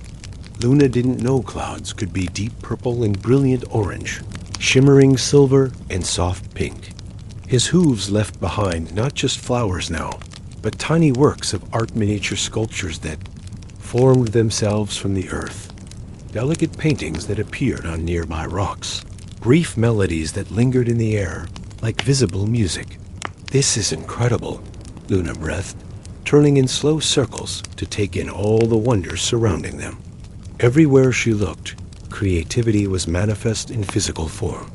She could see the dreams of artists floating past like gentle spirits. Painter's vision of the perfect sunset. A musician's dream of a symphony that could make flowers bloom. A writer's fantasy of characters, so real they could step off the page and join the world. But even here, in this realm of pure creative joy, Luna could see signs of the corruption's influence. Some of the floating ideas had become tangled together in confusing knots, creating artistic visions that were chaotic rather than inspiring. A few of the impossible mountains had begun to crumble, their spiral forms collapsing into mundane, ordinary shapes. Most troubling of all, she could see areas where the vibrant colors had drained away entirely, leaving patches of gray nothingness places where creative energy had been so corrupted that it had simply given up trying to create. Anything at all, the path to the fifth dream spire wound through what looked like an outdoor studio, where invisible artists were constantly at work. Paintings painted themselves on easels made of crystallized inspiration. Sculptures carved themselves from blocks of materialized dreams, and songs composed themselves in the air, their notes taking the form of tiny birds that sang as they flew. As Luna and Nimbus approached the spire itself, they found their way blocked by the strangest obstacle, yet a massive wall that seemed to be made of creative block. It towered above them, gray and imposing, radiating the familiar energy of artistic frustration that every creative person knows all too well. The wall pulsed with the despair of blank canvases that refused to be filled, empty pages that mocked. There would be writers and melodies that started beautifully, but always seemed to dead end into silence. "Oh no," Luna murmured, recognizing this barrier immediately. "It's not just any corruption. It's the crystallized form of creative paralysis. All the times artists have stared at their work and felt like they had nothing worthwhile to offer. All the moments when creative people convinced themselves their ideas weren't good enough." The wall seemed to hear her words and grew taller, feeding off her recognition of what it represented. Gray tendrils reached toward Luna and Nimbus, whispering the familiar doubts that plague every creative soul. Your work isn't original enough. Someone else has already done it better. You don't have any real talent. Why do you even bother trying?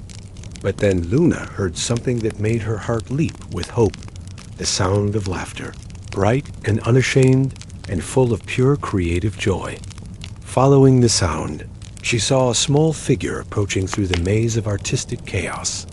A child who appeared to be about 8 years old, with paint-stained clothes and fingers covered in clay, whose eyes sparkled with the kind of creative confidence that hadn't yet learned to doubt itself. "Don't listen to the wall," the child said, skipping up to Luna with complete fearlessness. "It only knows how to repeat old fears. It doesn't know anything about the fun of making new things." "Who are you?" Luna asked, kneeling to the child's level. "I'm everyone who ever made something just because it was fun," the child replied with a grin. "I'm the part of every artist that remembers why they started creating in the first place, before they learned to worry about whether their work was good enough, or important enough, or original enough." The child pulled out what looked like a simple box of crayons, but as they opened it, Luna saw that it contained colors that shifted and changed. It seemed to contain entire worlds of possibility. "Want to help me draw a door through this silly wall?" Luna looked at the imposing barrier of creative block and at the child's eager, confident face. She remembered her early days of dream weaving, when she had woven her first dreams simply because the process brought her joy, before she had started worrying about whether her work was perfect enough for the villagers. "Yes," she said, accepting one of the magical crayons. "Let's create something wonderful." Together, Luna and the creative child began to draw on the gray wall. But instead of trying to draw a realistic door or a practical solution, they let their imaginations run completely free. They drew a door that looked like a rainbow learning to dance, with handles made of crystallized laughter and hinges that sang gentle melodies when they moved. The wall of creative block began to tremble as they drew, not with anger, but with confusion. It had been built from the belief that creativity had to be perfect, serious, and critically approved. But here were two beings creating something purely for the joy of creation, without worrying whether it was good enough or meaningful enough or original enough. As they added more details to their rainbow dance door windows that showed views of impossible worlds, knockers shaped like friendly dragons, a welcome mat woven from captured sunbeams, the gray wall began to crack and crumble. Where their drawing touched the barrier, color bled through, transforming the oppressive gray into vibrant hues that pulsed with creative energy. "That's the secret," the child said, adding a final touch, a small flower growing beside the door, painted in colors that seemed to sing. The wall of creative block can only exist when people forget that the point of creativity isn't to make something perfect. It's to make something that didn't exist before, something that came from your own unique way of seeing the world. With a sound like laughter breaking through tears, the wall of creative block dissolved completely, transforming into thousands of butterflies made of pure creative potential. They swirled around Luna and Nimbus and the child in a celebratory spiral before dispersing to bring inspiration to dreamers throughout the realm beyond where the wall had stood. The fifth dream spire rose in all its magnificent impossibility. Its walls seemed to be made of crystallized imagination itself, constantly shifting between different artistic visions, sometimes appearing as a tower of stacked canvases, sometimes as a spire built from musical instruments, sometimes as a structure woven entirely from stories that were still being written. "Thank you," Luna said to the creative child. "Will you come with us to the spire?" The child shook their head with a gentle smile. "My job was to help you remember the joy of creating. Your job is to claim the dream of creative vision. But I'll be here whenever anyone needs to remember that creativity is meant to be fun." As the child skipped away, already pulling out more crayons to create new wonders, Luna and Nimbus approached the base of the fifth spire. The spiral stairs that wound around this tower were unlike any of the previous ones. They seemed to be made of crystallized inspiration, each step a different color and texture, some soft like velvet, others smooth like marble, still others rough like tree bark, all of them contributing to the overall artistic experience of the climb. As Luna climbed, she found herself thinking not just about her own dream weaving, but about all forms of creativity.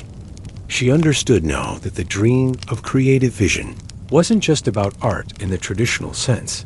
It was about the human capacity to imagine new possibilities, to solve problems in innovative ways, to see beauty and potential in unexpected places. The door at the top of the spire was perhaps the most beautiful thing Luna had ever seen. It appeared to be crafted from every form of artistic expression that had ever existed, constantly shifting between painting and sculpture, music and dance, poetry and storytelling, all of them flowing together in perfect harmony. Who seeks the dream of creative vision? The door asked, its voice like a symphony composed of every sound that had ever inspired an artist. I am Luna, dreamweaver of Somnium, she replied, and I seek the dream of creative vision to help heal our realm and restore the flow of pure dreams. Creativity is the force that brings new things into existence, the door said, its surface shifting through patterns that told stories without words. But true creative vision is more than just making something new. What do you understand creativity to be? Luna thought about her journey through this realm, about the wall of creative block and the joyful child who had helped her overcome it. Creativity is the courage to express your unique way of seeing the world, even when you're not sure if anyone else will understand or appreciate it. It's the willingness to play, to experiment, to fail and try again. It's about connecting with something larger than yourself while still honoring what makes you uniquely you. And why is creative vision important for dreamers? Because dreams are where we rehearse possibility, Luna said, the understanding coming to her as she spoke. In our dreams, we can imagine solutions to problems that seem impossible while awake. We can envision better ways of living, new forms of beauty, healing that goes beyond what medicine alone can achieve. Creative vision in dreams plants seeds that can grow into real-world innovations, art, and positive change. The door dissolved, like a kaleidoscope spinning into infinite new patterns, revealing a room that defied all description. It was simultaneously an artist's studio, a musician's practice room, a writer's study, a dancer's rehearsal space, and forms of creative expression that Luna had never imagined. The walls showed not static images, but living creativity paintings that continued painting themselves, sculptures that slowly evolved into new forms, melodies that improvised eternal variations on themes of beauty and wonder. At the center of this impossible creative space floated the dream of creative vision, a sphere of light that contained every color Luna had ever seen and thousands she hadn't. But like the dream of healing rest, this dream was partially corrupted, wrapped in gray tendrils that pulsed with the energy of creative frustration and artistic despair. I have been trying so hard to inspire, the dream said, its voice like wind chimes made from crystallized imagination. But the corruption has been twisting my gift. Instead of bringing creative inspiration to dreamers, I've been sending them dreams of artistic failure, visions of their work being rejected or ridiculed. I've been causing creative people to have nightmares about losing their abilities instead of dreams that nurture their talents. Luna approached the suffering dream with the same gentle confidence she had learned from the creative child. Instead of seeing the corruption as an enemy to be fought, she saw it as creative energy that had gotten tangled up in fear and self-doubt. Let me show you something, Luna said softly, and she began to weave. But instead of weaving with her traditional materials, she wove with the very air of this creative space, pulling together threads of possibility and imagination, love and acceptance. What she created wasn't a traditional dream tapestry, but something entirely new, a three-dimensional sculpture made of woven light that showed the journey of every creative soul. It began with the pure joy of a child making their first drawing, continued through the struggles and doubts of growing up, and culminated not in perfection, but in the mature understanding that creativity is a gift to be shared, not a performance. To be judged as Luna wove this sculpture of creative truth, the gray corruption around the dream of creative vision began to transform. The tendrils of artistic despair became ribbons of encouragement. The clouds of creative block became storms of inspiration. The fears of inadequacy became the courage to try new things. The dream of creative vision blazed forth in all its glory, no longer fighting against corruption, but transforming it into new forms of beauty. As it settled into Luna's heart alongside the other four dreams, she felt her own creative abilities expand beyond anything she had imagined possible. She was no longer just a dream weaver. She was becoming a dream creator, someone who could envision entirely new forms of healing rest, new ways of bringing peace and wisdom and love into the world through the power of creative imagination. As Luna descended from the fifth spire, she found that the entire realm of creativity had been transformed by the healing of its central dream. The patches of gray nothingness had burst into gardens of impossible flowers. The tangled idea knots had sorted themselves into beautiful patterns, and everywhere she looked, new forms of art were spontaneously generating themselves from the S.of.A. Pure joy of creative expression. Nimbus had been busy while she was in the spire, and Luna laughed with delight to see that her companion had somehow managed to paint a self-portrait using his own hoofprints, a masterpiece of accidental art that perfectly captured his gentle, whimsical spirit. Looking toward the center of the realm of sleep, Luna could now see the sixth dream spire glowing in the distance, its light warm and golden like a perfect campfire on a perfect night. This was the domain of the dream of gentle adventure, and Luna could already sense its energy of excitement without fear, discovery without danger, the kind of thrilling dreams that left dreamers feeling refreshed and eager to explore their waking lives with new enthusiasm. But she could also see that the corruption was making its final stand. Dark clouds gathered around the last two spires, and lightning made of chaotic energy crackled between them. The corruption had learned from her successes and was preparing its greatest challenges yet. With 5 powerful dreams glowing in her heart and her creative abilities expanded beyond their former limits, Luna set forth toward the sixth spire, ready to face whatever adventures awaited her in the quest to complete her collection and awaken. The dream keeper from his endless sleep, the landscape leading to the sixth dream spire was like stepping into the most wonderful adventure story ever written, but one where all the dangers were thrilling rather than truly threatening, and all the mysteries were intriguing rather than frightening. Rolling hills gave way to majestic mountains that seemed to have been carved by giants with a sense of humor and wonder.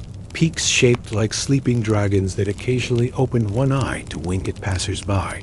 Valleys that formed natural amphitheaters, where the wind played symphonies, and caves that glowed with inner light, promising treasures of wonder rather than hoards of gold. The path wound upward through forests where the trees grew in spirals and the leaves whispered stories of brave heroes and clever heroines, of quests completed and friendships forged, of mysteries solved and new worlds discovered. Streams babbled, not just with the sound of water over rocks, but with actual conversations, the water telling tales of all the places it had been and all the adventures it had witnessed. Luna felt her heart lift with each step. This was adventure, as it should be in dreams, exciting and challenging, but never truly dangerous. The kind of adventure that built confidence rather than creating trauma, that taught courage and resourcefulness without requiring real sacrifice or loss. Nimbus seemed to be channeling the spirit of this realm as well. His cloud wool had taken on patterns that looked like maps of unexplored territories, and his starry eyes twinkled with the anticipation of discovery. His hooves now left behind not just flowers and art, but tiny compasses that pointed toward whatever each observer most needed to find. As they climbed higher into the mountains, Luna began to encounter the native inhabitants of this adventurous realm. There were bears made of golden sunset light who spoke in riddles that were fun to solve rather than frustratingly obscure. Wise eagles with feathers of crystallized courage flew overhead, calling down encouragement and helpful hints for navigating the mountain paths. Friendly sprites that looked like they were made of campfire sparks danced around travelers, lighting the way and sharing stories of other brave souls who had passed this way. But even here, in this realm of perfect adventure, Luna could see the effects of the corruption that had spread from the Dreamkeeper's tower. Some of the friendly challenges had become genuinely dangerous mountain paths that crumbled without warning, riddles from the sunset bears that had no solutions and only led to frustration, caves that had become genuinely threatening, rather, than mysteriously inviting. Most concerning of all, Luna could see that the corruption was learning, adapting, becoming more sophisticated in its attempts to stop her. Instead of the chaotic gray energy she had encountered before, here the corruption had taken on a more subtle form. It looked almost exactly like proper adventure energy, but carried an undertone of real menace that would turn pleasant dreams of exploration into anxiety-inducing nightmares.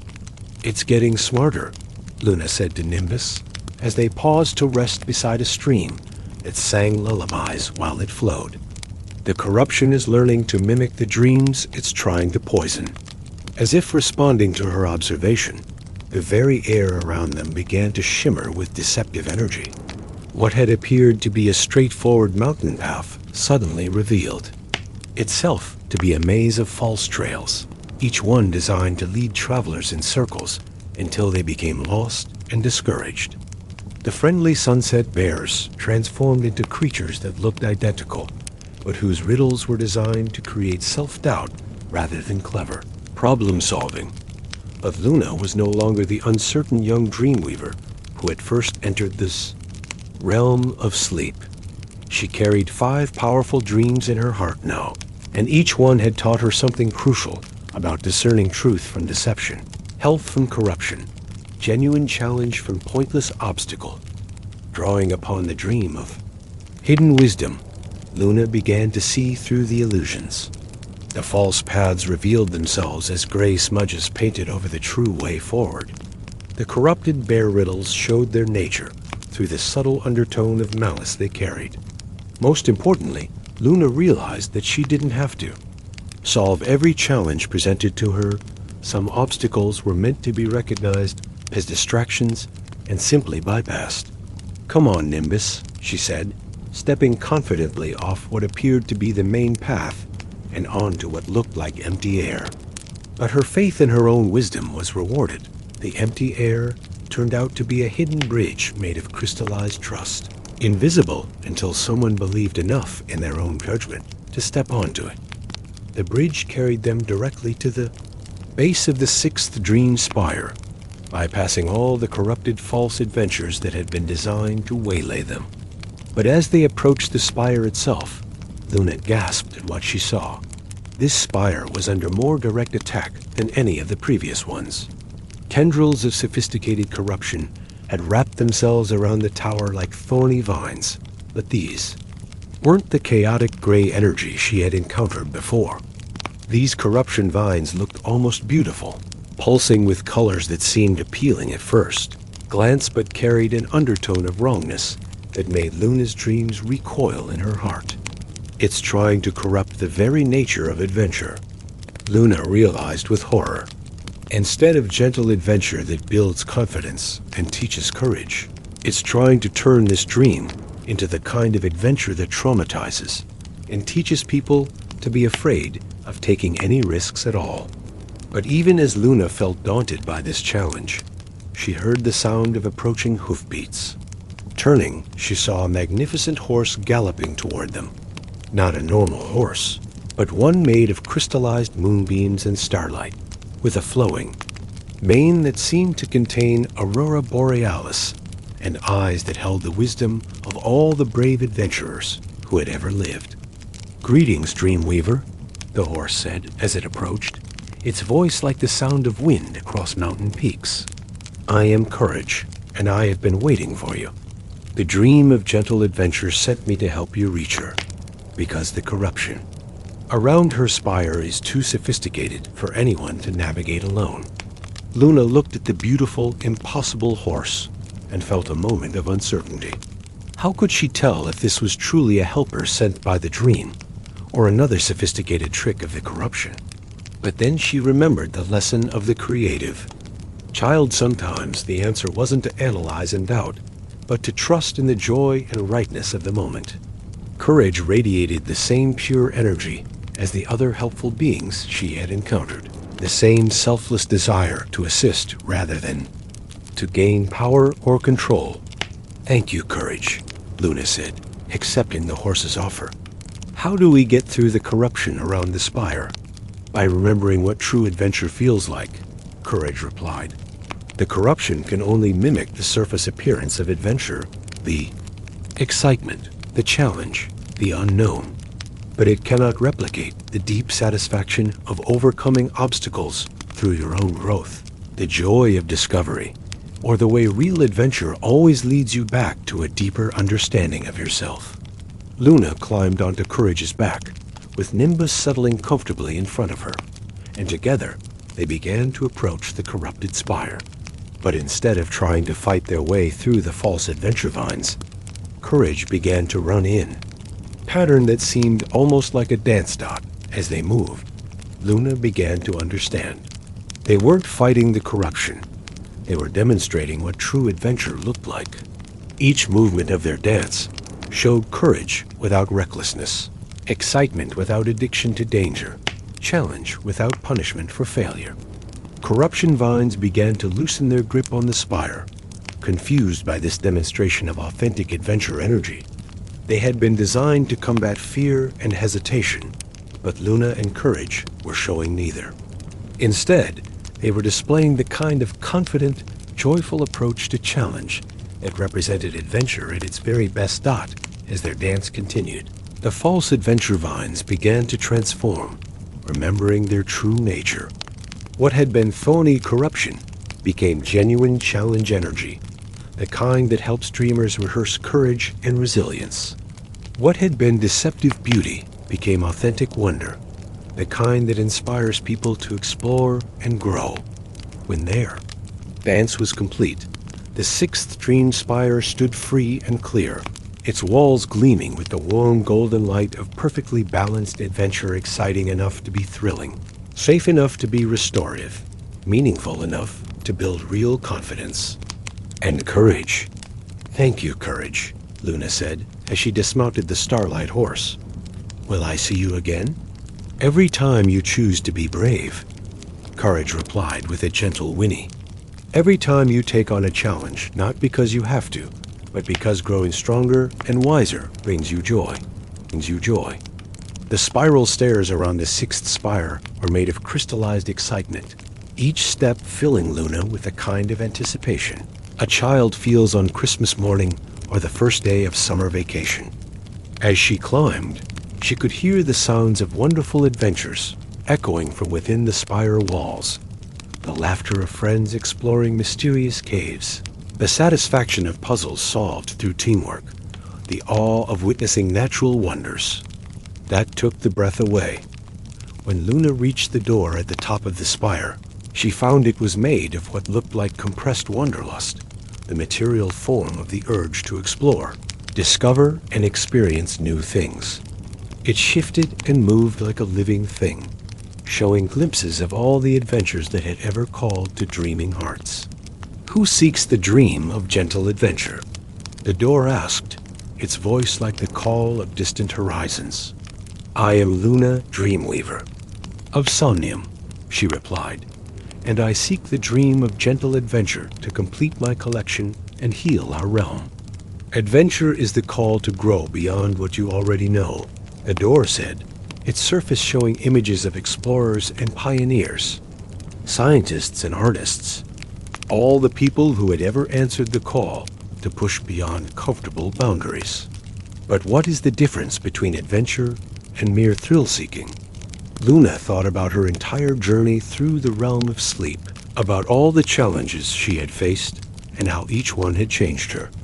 Adventure leads to growth and understanding. It may be exciting or even frightening, but it always teaches you something valuable about yourself or the world. Thrill-seeking is just about the immediate sensation. It doesn't lead anywhere meaningful, and it often requires bigger and bigger risks to achieve the same feeling. And why do dreamers need gentle adventure in their sleep? Because dreams are where we can practice being brave, Luna said with growing confidence. In gentle adventure dreams, people can rehearse facing their fears, solving problems, and discovering capabilities they didn't know they had. They can experience the satisfaction of overcoming challenges without the real-world consequences of failure. It builds courage and confidence that carries over into waking life.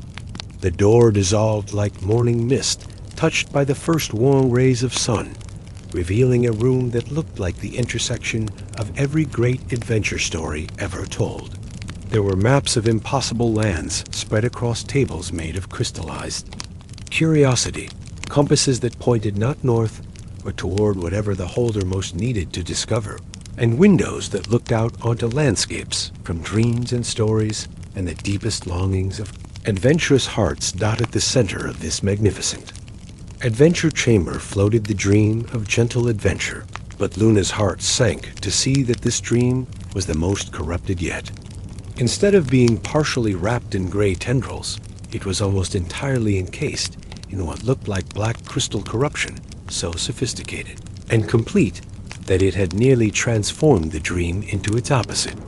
I have been fighting for so long, the dream said, its voice barely audible through the crystal prison. The corruption has been turning my gift of gentle adventure into nightmares of helplessness and danger. Instead of giving dreamers confidence to face their waking challenges, I've been sending them dreams where they're chased by unstoppable monsters, where they're lost in mazes with no exits, where every choice leads to disaster. Luna approached the imprisoned dream with all the courage and wisdom she had gained through her journey. She could see that this corruption was different. It wasn't just confused or tangled energy, but something that had been deliberately and systematically twisted into its opposite. But Luna was no longer the uncertain dreamweaver who had started this quest. She carried 5 powerful dreams in her heart. She had learned to see through deception and illusion, and she had discovered that love and understanding were more powerful than force or conflict. Instead of trying to break the crystal prison, Luna began to weave around it, not with threads, but with the pure energy of authentic adventure that she had learned from Courage's dance. She wove stories of brave heroes who succeeded not through violence, but through intelligence and compassion. Tales of explorers who discovered that the greatest treasures were the friendships they made along the way. Adventures were the real. Victory was learning to trust in yourself, and others. As Luna wove these stories of true adventure around the crystal prison, cracks began to appear in the corruption. The black crystal couldn't withstand exposure to authentic adventure energy. It had been designed to combat fear and hesitation, but it had no defense against genuine courage and joy. With a sound like ice breaking in spring, the crystal prison shattered, and the dream of gentle adventure blazed forth in all its golden glory. As it settled into Luna's heart alongside the other 5 dreams, Luna felt herself becoming complete in ways she had never imagined possible. She was no longer just a dream weaver, or even a dream creator. She was becoming a guardian of dreams themselves, someone capable of protecting and nurturing the delicate balance that allowed healing rest to flow from the realm of sleep to the waking world. Looking out through one of the adventure chamber's magical windows, Luna could see the 7th and final dream spire in the distance, the spire that held the dream of pure love. But she could also see that this last spire was completely shrouded in the most sophisticated corruption yet, wrapped in what looked like black storm. Clouds shot through with lightning made of despair and loneliness. The final battle for the healing of the realm of sleep was about to begin, and Luna knew that everything she had learned, everything she had become, would be tested in the quest to claim the most powerful and most vulnerable of all dreams, the dream that reminded every sleeping soul that they were loved, cherished, and never truly alone. With 6 dreams blazing in her heart and the faithful Nimbus by her side, Luna prepared for the most important challenge of her journey.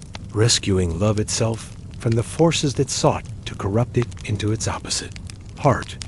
10. The Fortress of Love. Under siege asterisk. 10 years had passed since Luna first entered the realm of sleep on her quest to heal the corrupted dreams, and the world had transformed in ways that seemed magical to those who remembered how things used to be, but felt perfectly natural to the children who had grown up in communities where conscious dreaming and shared healing were simply part of daily life. Luna stood in her garden on a crisp autumn evening, now a woman in her 30s, watching the first dream smoke of the evening rise from the chimneys of Somnium. But what she saw was more than the familiar silver and gold streams that carried healing energy to local dreamers. She could perceive the vast, luminous network that connected this small village to thousands of other communities around the world, all of them participating in the great work of maintaining conscious balance between sleeping and waking life. Nimbus, now ancient by the standards of ordinary sheep, but somehow more vital than ever in his role as a bridge between realms, grazed peacefully nearby. His cloud wool had evolved over the years to contain an entire ecosystem of dream elements, tiny flowers that bloomed in response to pure thoughts, miniature aurora displays that danced across his back, and stars that weren't just decorative, but served as actual communication nodes, linking him to other dream beings throughout the network. Hard to believe it all started with corrupted dreams in one small village, Luna said to her companion, who responded with his familiar wind chime sound that now seemed to carry harmonics from dream communications, happening simultaneously across multiple continents. Grandmother Stella, now 90, but still sharp and increasingly transparent in the way that very old people sometimes become when they're preparing to transition between worlds, sat in her favorite chair with a cup of dream tea steaming in the evening air. "I don't think it started here at all," Stella said thoughtfully. "I think what happened here was just part of something much larger that was already beginning to emerge, a remembering of how consciousness was meant to work before we forgot that we were, all part of one great dreaming mind. Over the past decade, the techniques that had originated in Somnium had spread and evolved in ways that continued to surprise even Luna. In Rivers City, entire neighborhoods had learned to share their dreams collectively, creating urban oases of peace and healing that had dramatically reduced crime, mental illness, and social conflict. Marina's ocean-going vessels had become floating centers for dream healing, carrying trained practitioners to coastal communities around the world, and helping to establish the network of shared consciousness across geographic and cultural boundaries. Perhaps most remarkably, Dawn's work with veterans had evolved into an international network of trauma healers who specialized in helping entire populations recover from the effects of war, natural disasters, and social upheaval through collective dream work and community healing practices. The scientific community had also been transformed by the phenomena they had observed at the festivals of dreams. Dr. Elena Wisdom had become a pioneer in the new field of consciousness studies, working to develop theoretical frameworks that could explain how individual minds could merge temporarily into collective awareness without losing their individual identity or autonomy. What we're seeing, Dr. Wisdom had written in her latest research paper, suggests that consciousness itself is far more fluid and interconnected than our previous models assumed. Individual minds appear to be more like waves on the surface of a vast ocean of shared awareness, capable of existing independently while remaining fundamentally connected to the whole. But perhaps the most significant development had been the children, the generation that had grown up with conscious dreaming and community healing as normal parts of their experience.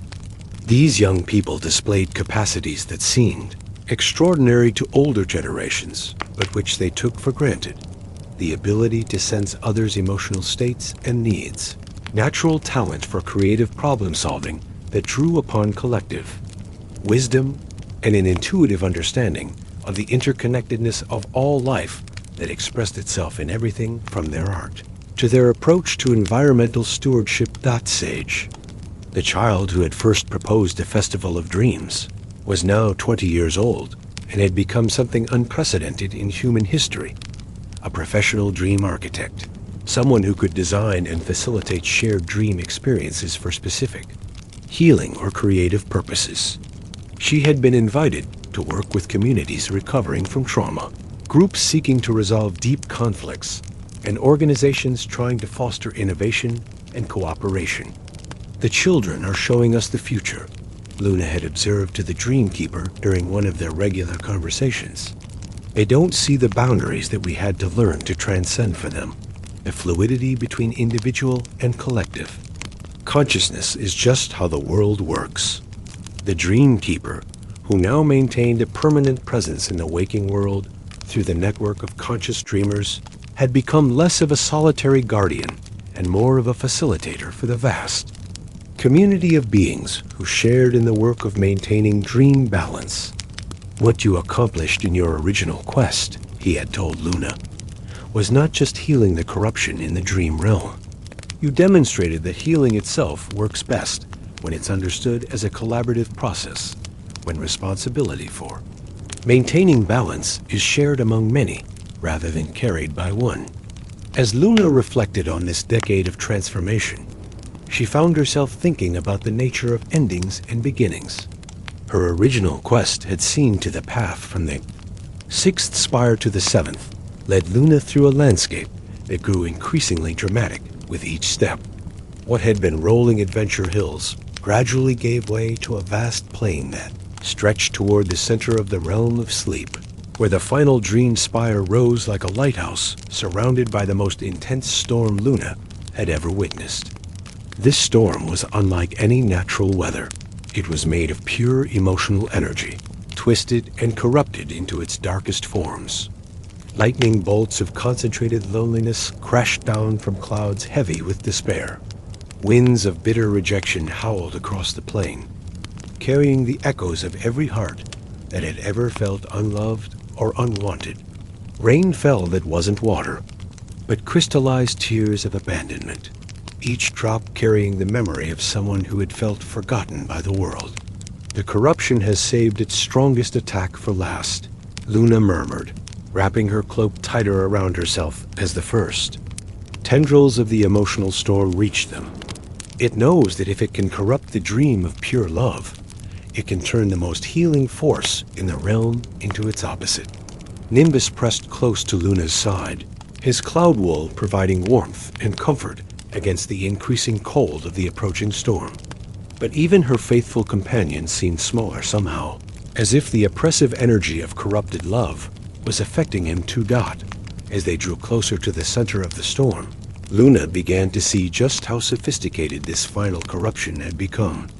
This wasn't the chaotic gray energy she had encountered at the first spires, or even the deceptive beauty she had faced at the 6th spire.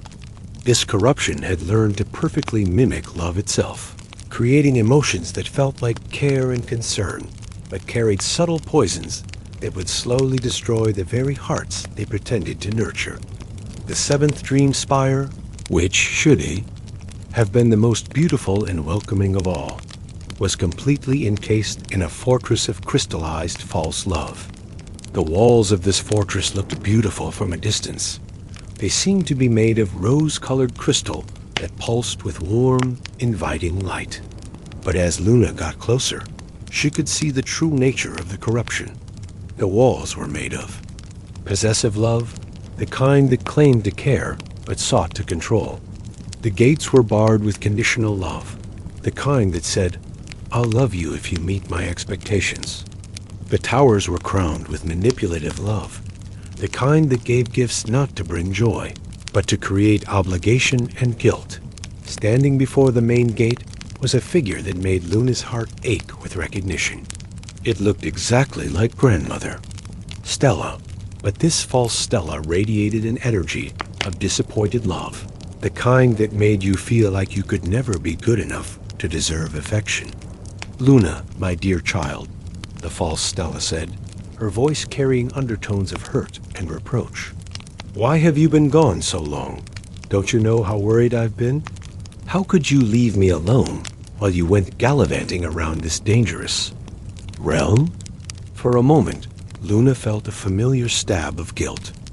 The same feeling she had experienced as a child whenever she thought she had disappointed her grandmother.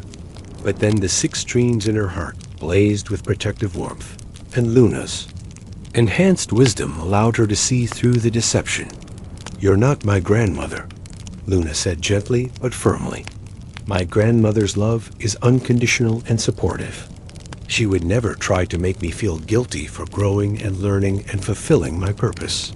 The false Stella's face twisted with anger before dissolving like smoke, revealing the truth beneath a creature made of all the ways that people had ever experienced love as a trap or a burden, rather than as a gift freely given.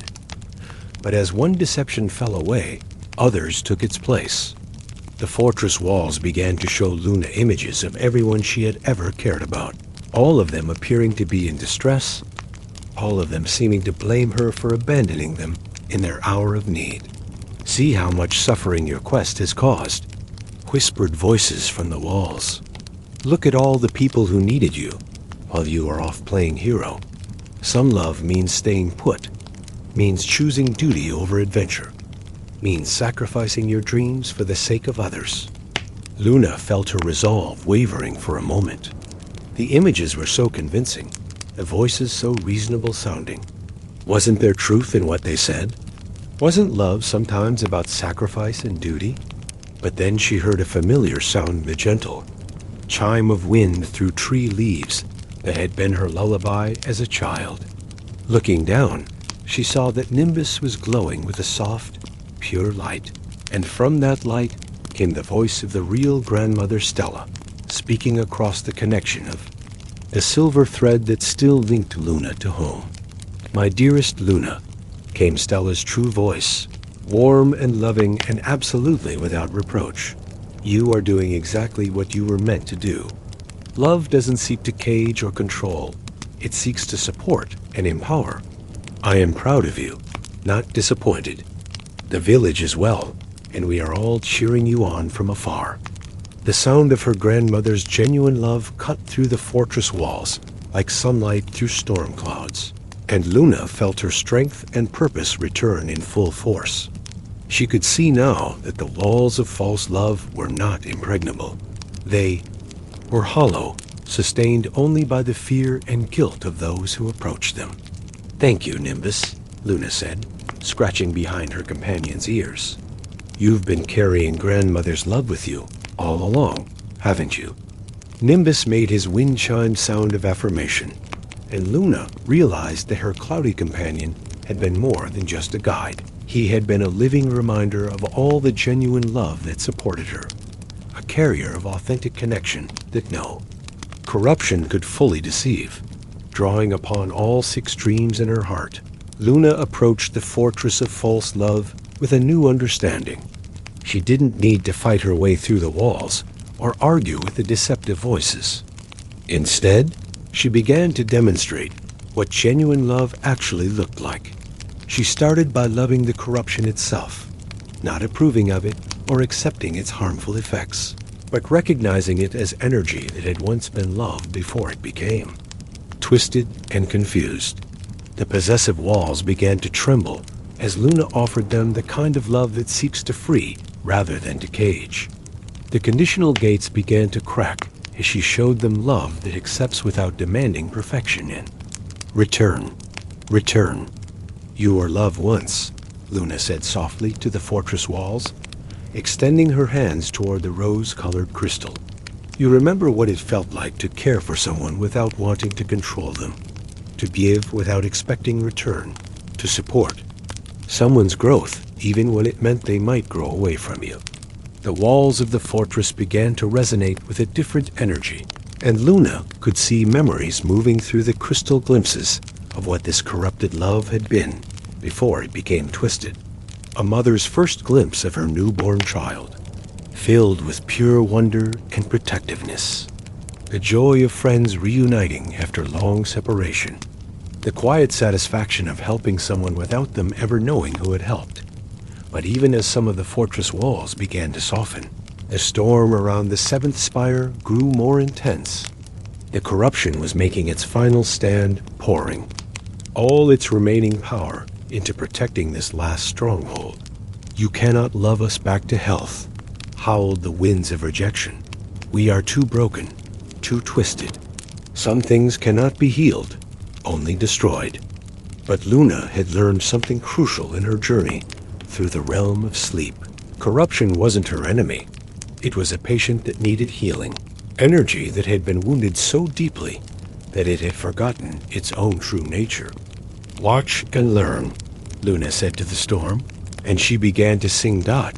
It wasn't a song with words, but a melody that came from the deep well of love in her heart, love for her grandmother, for the villagers of Somnium, for Nimbus, for all the helpful beings she had met on her journey.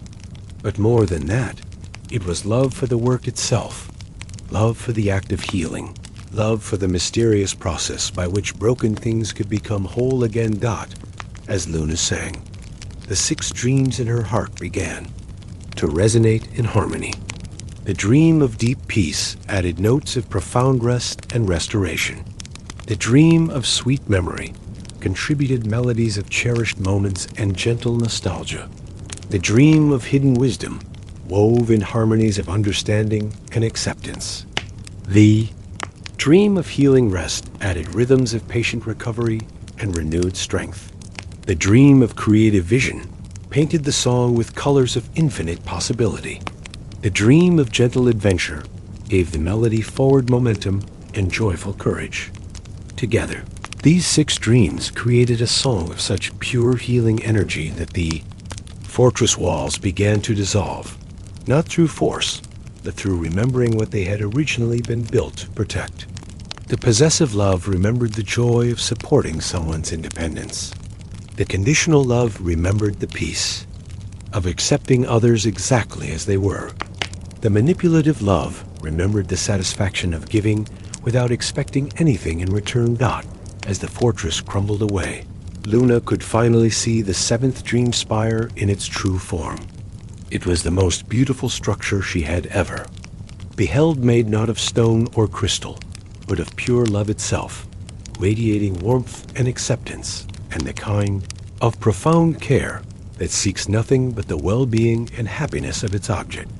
But the dream of pure love was in desperate condition. Unlike the previous dreams, which had been partially corrupted, this dream appeared to be almost completely drained of its power, reduced to a barely flickering spark of light that pulsed weakly in the storm-swept air at the top of the spire. "She's dying," Luna whispered, her heart breaking at the sight. The corruption didn't just try to twist the dream of pure love. It tried to drain her completely, to convince the world that love itself was nothing but manipulation and control. Without hesitation, Luna began climbing the spire, but there were no stairs this time. The structure was too ethereal, too made of pure emotion to support physical steps. Instead, Luna had to climb using the power of love itself, each upward movement requiring her to open her heart wider, to love more deeply and unconditionally than she ever had before. Dot, as she climbed, Luna felt every barrier she had ever built around her heart beginning to dissolve. She experienced love not just as an emotion, but as a fundamental force of the universe, the energy that connected all things and made healing possible.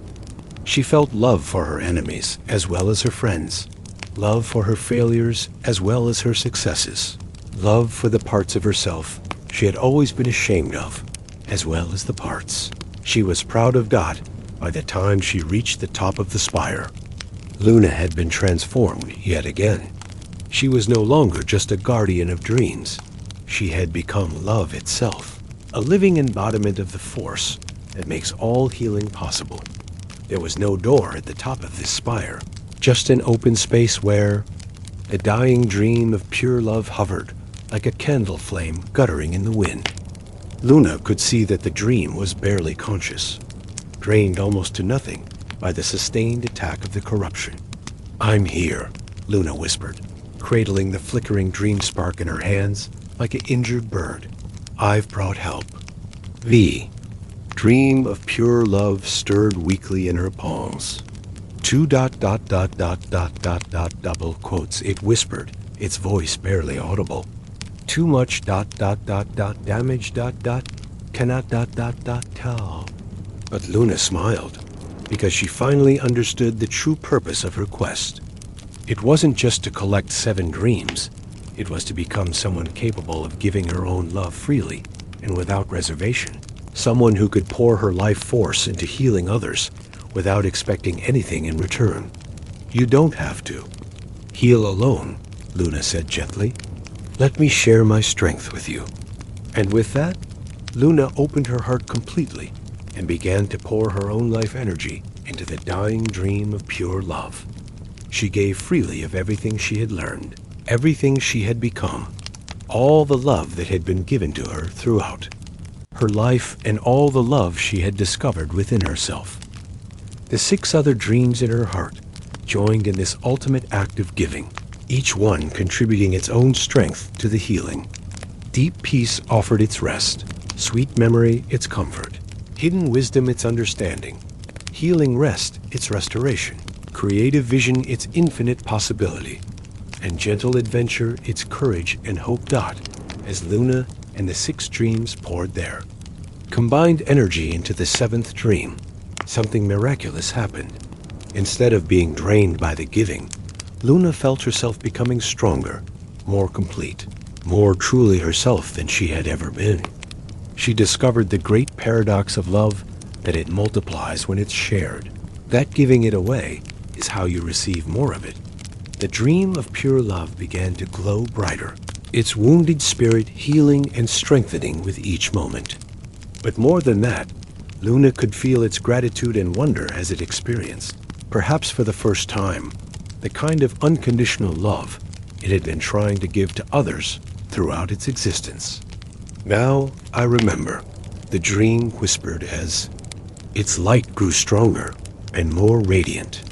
"This is what I was meant to share, not need or dependency, but the joy of loving and being loved without conditions or expectations." As the 7th dream settled into Luna's heart, alongside the other 6, Luna felt complete in ways that transcended anything she could have imagined when she first began her quest. She was no longer a separate individual carrying 7 dreams. She had become a living embodiment of the perfect balance that the Dream Keeper was meant to maintain. Looking out from the top of the 7th spire, Luna could see that her healing of the dreams had transformed the entire realm of sleep. Where once there had been gray patches of corruption, now there were gardens of restored dreams blooming in impossible colors. Where once there had been storm clouds of chaos, now there were gentle aurora displays that carried healing energy to every corner of the realm. But most importantly, Luna could see the Dream Keeper's tower at the very center of the realm. And for the first time since her quest began, light was beginning to flicker in its windows. The healing of the 7 dreams was beginning to reach the sleeping guardian, offering him the possibility of awakening from his endless slumber.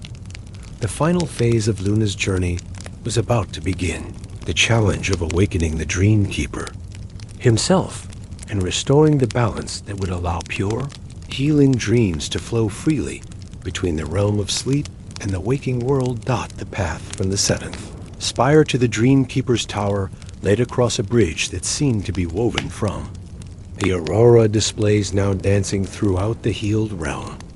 Each step Luna took created ripples of gentle light that spread outward like rings on a pond, carrying healing energy to every corner of the realm of sleep.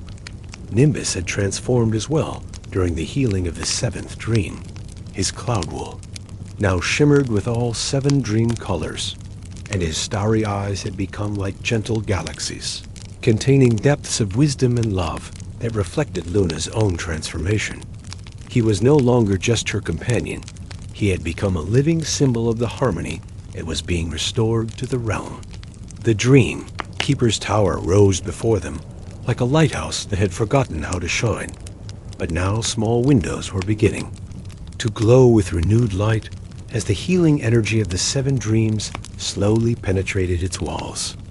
The tower was ancient beyond measure, built from materials that existed only in the deepest layers of sleep-compressed twilight for the walls, crystallized dreams for the windows, foundations made of the bedrock of rest itself.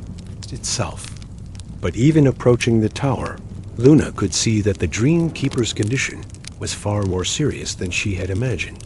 The entire structure was wrapped in layers upon layers of the deepest sleep, not the healthy, restorative sleep that brought renewal, but the kind of sleep that was an escape from responsibility, a retreat so complete that it threatened to become permanent. He's been carrying the burden of maintaining dream balance for so long, Luna realized, her heart aching with sympathy. The responsibility of ensuring that every dreamer in every world received exactly the right dreams for their needs, it was too much for one being to bear alone. As they approached the tower's base, Luna found herself standing before doors that were unlike anything she had encountered before.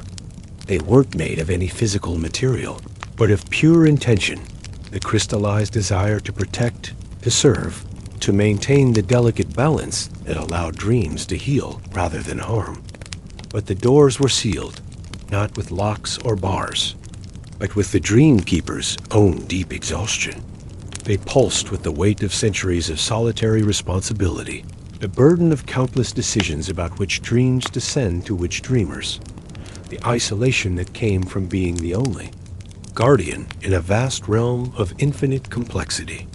How do we wake someone who has fallen into the endless sleep?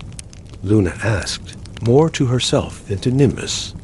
How do you reach someone who has retreated so far into rest that they've forgotten why they needed to wake up? The answer came not from her conscious mind, but from the 7 dreams now blazing in her heart. Each dream began to contribute its wisdom to the solution.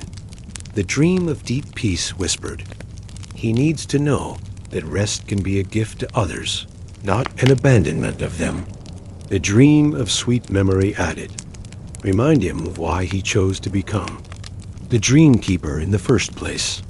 The dream of hidden wisdom contributed, show him that wisdom includes knowing when to ask for help.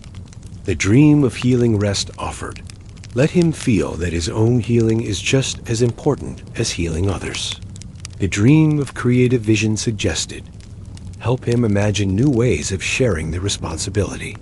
The dream of gentle adventure encouraged, remind him that awakening to face challenges can be its own form of adventure.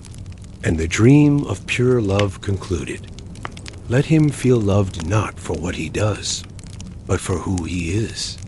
Luna approached the sealed doors, and instead of trying to force them open, simply placed her hands against their surface and began to share. Not words or arguments or demands, but the pure experience of her own journey, the fears she had overcome, the lessons she had learned, the love she had received and given. She shared the moment when she first realized that peace wasn't the absence of chaos, but the ability to remain centered within it. She shared the healing of forgotten memories in the forest, the dance with time across the flowing river. She shared the joy of creative expression, the thrill of adventure that built rather than destroyed, and most of all, the profound satisfaction of loving without conditions or expectations. As Luna shared these experiences, the doors began to resonate with recognition. The crystallized intentions that formed them began to remember that protection could include allowing others to help. That service could include accepting service from others. That maintaining balance could include sharing the weight of responsibility. With a sound like a deep sigh of relief, the doors dissolved, revealing a spiral staircase that wound upward through the heart of the tower. But this wasn't a staircase Luna would need to climb. As soon as the doors opened, she and Nimbus were gently lifted by currents of awakening energy, carried upward by the Dream Keeper's own deep desire to return to consciousness and connection. Interior of the tower was a library vast beyond imagining, with shelves that stretched to infinity, filled with every dream that had ever been dreamed or ever could be dreamed. But many of the shelves were empty now, their contents scattered by the chaos that had resulted from the Dream Keeper's retreat into endless sleep.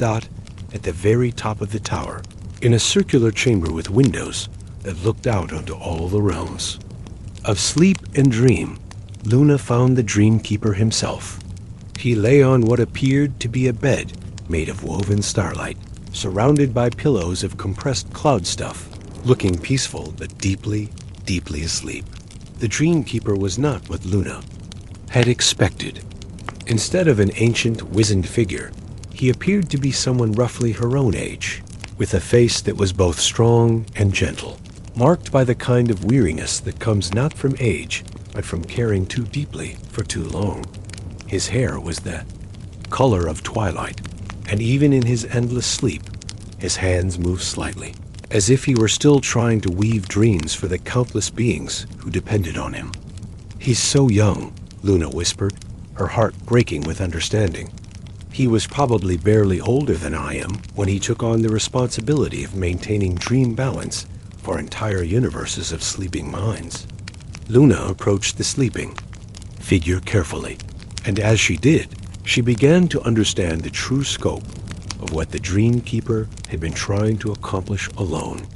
Through the tower windows, she could see not just the realm of sleep she had been traveling through, but countless other realms, other worlds, other dimensions where beings slept and dreamed and needed the healing that only perfect dreams could provide. "No wonder he collapsed into endless sleep," Luna said softly to Nimbus. "He was trying to be everything to everyone, to personally ensure that every dreamer received exactly what they needed. But that's not how healing works. Healing requires community, sharing, the understanding that we're all connected and responsible for each other's well-being." Luna sat beside the Dream Keeper's starlight bed and began to sing not to him, but with him, joining her voice to the deep subsonic harmony that he was unconsciously humming even in his sleep. It was the fundamental song of dreams themselves, the melody that connected all sleeping minds across all possible worlds. As Luna sang, the 7 dreams in her heart began to resonate with the sleeping Dream Keeper's own deep wisdom and love.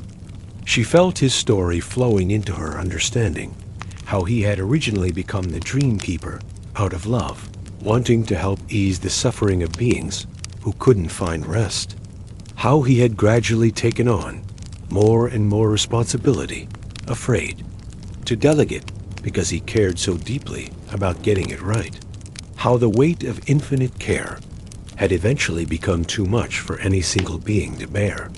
"You don't have to do it alone anymore," Luna whispered, placing her hand gently on the Dream Keeper's forehead. "Look what I learned on my journey there. Our healing creatures, wise guardians, creative spirits, brave adventurers, all throughout your realm. They want to help. They've been waiting to help." Through their connection, Luna began to share with the Dream Keeper her experiences with the starlight deer, the luminous butterflies, the creative child, the horse named Courage, and all the other beings who had assisted her quest. She showed him how healing worked best, not as a solitary effort, but as a collaborative dance between many different gifts and perspectives. The Dream Keeper's eyes began to flutter, and for the first time in eons, he stirred from his endless sleep. When his eyes opened, Luna saw that they contained not exhaustion, but wonder, the look of someone who had been carrying an impossible burden alone and had just realized that help had been available all along. "You're the new Dreamweaver from Somnium," he said, his voice rusty from long silence, but filled with growing warmth. "I felt your progress through the realm, felt each dream you healed and transformed, but I couldn't wake up to help. I was too deep in the sleep of despair." "You don't need to help me," Luna said with a smile. "We need to help each other. That's what I learned. Balance isn't something one person maintains alone. It's something a community creates and sustains together." As the Dream Keeper sat up, strength flowing back into his long sleeping form, Luna felt a profound shift throughout the entire realm of sleep. The 7 dreams in her heart began to expand, no longer contained within her alone, but flowing outward to connect with their original home in the Dreamkeeper's tower. But instead of leaving Luna empty, this expansion filled her with an even deeper sense of connection and purpose. She understood now that her role wasn't to carry the dreams alone, but to be one part of a vast network of dream guardians, each contributing their unique gifts to maintaining the flow of healing rest throughout all the worlds where beings slept and dreamed. The Dreamkeeper stood and walked to his tower windows, looking out over his realm with new eyes. "Look," he said with growing excitement. "See how the corruption has transformed? It wasn't truly evil. It was dream energy that had become imbalanced without proper guidance and care." Luna joined him at the windows and saw that he was right. Throughout the realm, what had once been gray corruption was now vibrant new growth gardens of possibility, where nightmares had learned to become teaching dreams, streams of inspiration where confusion had learned to become creative challenge, forests of wisdom where chaos had learned to become beneficial uncertainty. The realm is more beautiful now than it was before the corruption began, the Dreamkeeper marveled, because now it includes the wisdom that comes from having been wounded, and then choosing to heal. Together, Luna and the Dreamkeeper began the work of fully restoring the flow of pure dreams to all the worlds that depended on them. But now it was work shared among many the healing creatures, the wise guardians, the creative spirits, and countless other beings who had been waiting to contribute their gifts to the great work of maintaining. Dream-Balance. As the first perfectly balanced dreams began to flow outward from the restored realm, Luna felt a gentle tug on the silver thread that connected her to home. Her quest was complete, but she knew that her real work as part of the community of Dream Guardians was just beginning. The time had come to return to the waking world and share what she had learned with Grandmother Stella and the villagers of Somnium, to teach them that healing dreams were not something to be received passively, but something to be participated in actively, as part of the great network of care that connected all conscious beings throughout the universe. The journey back to the waking world was unlike Luna's original passage into the realm of sleep, where her first transition had been a gradual sinking into deeper layers of consciousness. Her return was like gently rising through warm water toward sunlight, each moment bringing her closer to the familiar sensations of her physical body. The Dreamkeeper had gifted her something precious for the return. Journey, not a physical object, but a new kind of awareness that would allow her to remain connected to the dream realm, even while awake. "You are no longer just a dream weaver," he had told her as she prepared to leave. "You are a bridge between worlds, a living connection that will help maintain the flow of healing dreams." Nimbus had chosen to return with her, but Luna understood now that her cloud sheep companion was more than just a dream creature. He was a manifestation of the love and support that existed in both realms, a reminder that the boundaries between sleeping and waking were more fluid than most people realized. As Luna's consciousness settled back into her sleeping body in the cottage at the edge of Somnium, she felt the profound difference that her journey had made. The 7 dreams no longer blazed as separate entities in her heart. They had integrated into her very being, becoming part of who she was, rather than something she carried. Opening her eyes in her familiar bedroom, Luna saw that dawn was just beginning to paint the sky in shades of rose and gold. Grandmother Stella sat in her usual chair beside the bed, but instead of looking worried or tired, she was smiling with a radiance that seemed to echo the aurora displays Luna had seen in the healed dream realm. "Welcome home, my dear one," Stella sighed, her voice warm with joy and pride. "I felt the moment when you succeeded, when the dreams began flowing purely again. The whole village has been sleeping more peacefully than they have in months." Luna sat up slowly, marveling at how solid and real her physical body felt after her time as pure consciousness in the dream realm. But she could also feel that she was changed in fundamental ways, more connected to everything around her, more aware of the subtle energies that flowed between sleeping and waking minds. "Grandmother," Luna said, taking Stella's weathered hands in her own, "I learned so much about the nature of dreams and healing. The corruption wasn't evil. It was just energy that had become imbalanced without proper care and community support." As Luna told her grandmother about her journey, describing the 7 spires, the various challenges, and most importantly, the discovery that the Dream Keeper had been trying to maintain balance all alone, Stella nodded with the wisdom of someone who had suspected these truths all along. "I wondered if that might be the case," Stella said thoughtfully. "The old story spoke of a time when dream-keeping was shared among many guardians, but those tales were so ancient, I thought they might be just legends." Luna stood and walked to her window, looking out over the village where she could see the first wisps of morning dream smoke rising from chimneys, but now the smoke was pure silver and gold, carrying no trace of the gray confusion that had troubled it before.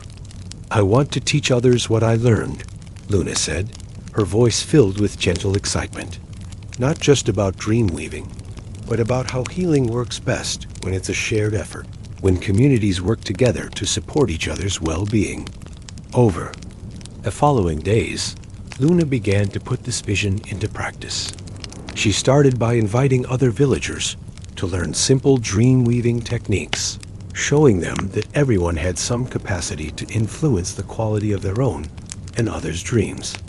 Through intention, compassion, and community care, Mrs. Holloway, the teacher, discovered that she could weave dreams that helped her students process difficult lessons and overcome learning anxieties. Mr. Peterson, the fisherman, found that he could create dreams that brought peace to those troubled by grief or loss perhaps, because his work on the water had taught him about the natural rhythms of tide and season, holding and letting go. Even little Sarah, who had been troubled by the serial forest dreams, learned to create tiny dream tapestries that brought comfort to other children in the village. Her natural imagination, unencumbered by adult doubts about what was possible, allowed her to weave dreams of remarkable beauty and healing power.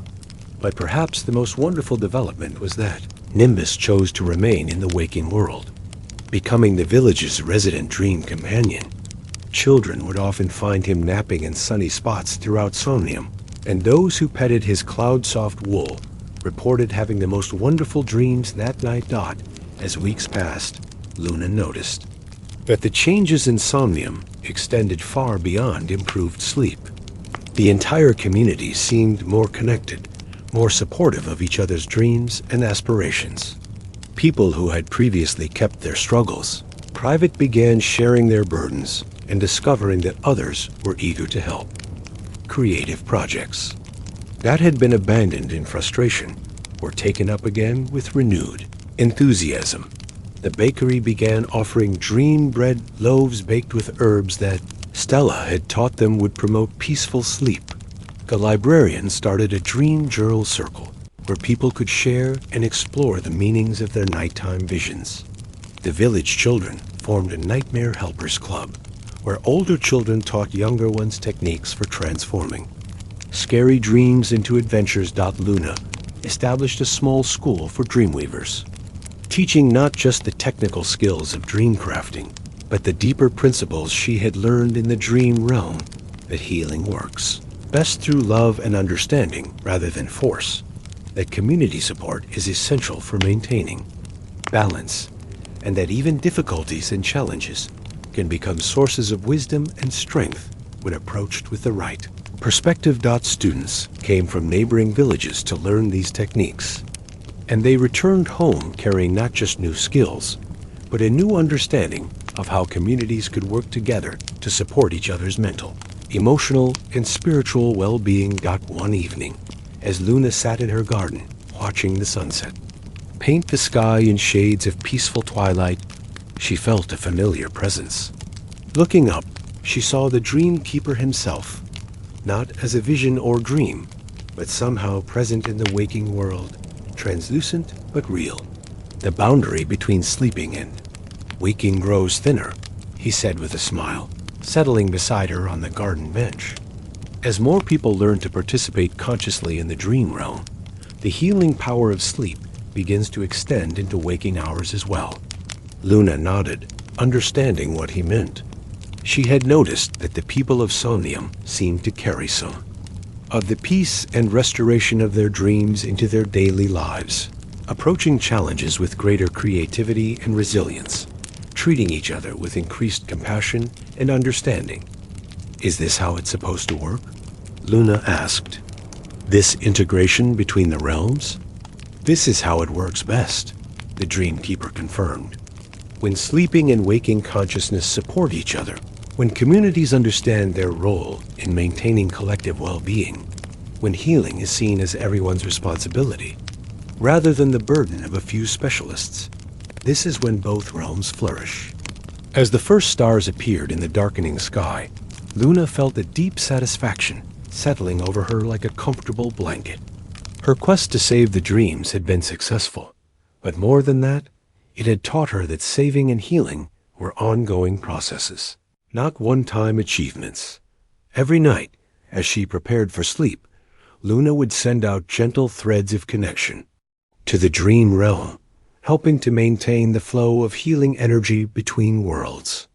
Every day, she would work with her community to create the conditions that supported everyone's well-being, physical, emotional, creative, and spiritual. The 7 dreams she had collected on her quest were no longer separate treasures to be hoarded, but living principles that guided her daily life and work, seeking peace in the midst of chaos, treasuring memory while remaining open to new experiences, embracing wisdom while staying humble about what she didn't know, prioritizing healing rest for herself and others, approaching life with creative vision, finding adventure in growth, and learning, and above all, loving without conditions or expectations. As Luna drifted off to sleep that night, with Nimbus curled up on the rug beside her bed and the Dreamkeeper's blessing settling over the village like morning dew, she smiled, to know that her real adventure was just beginning.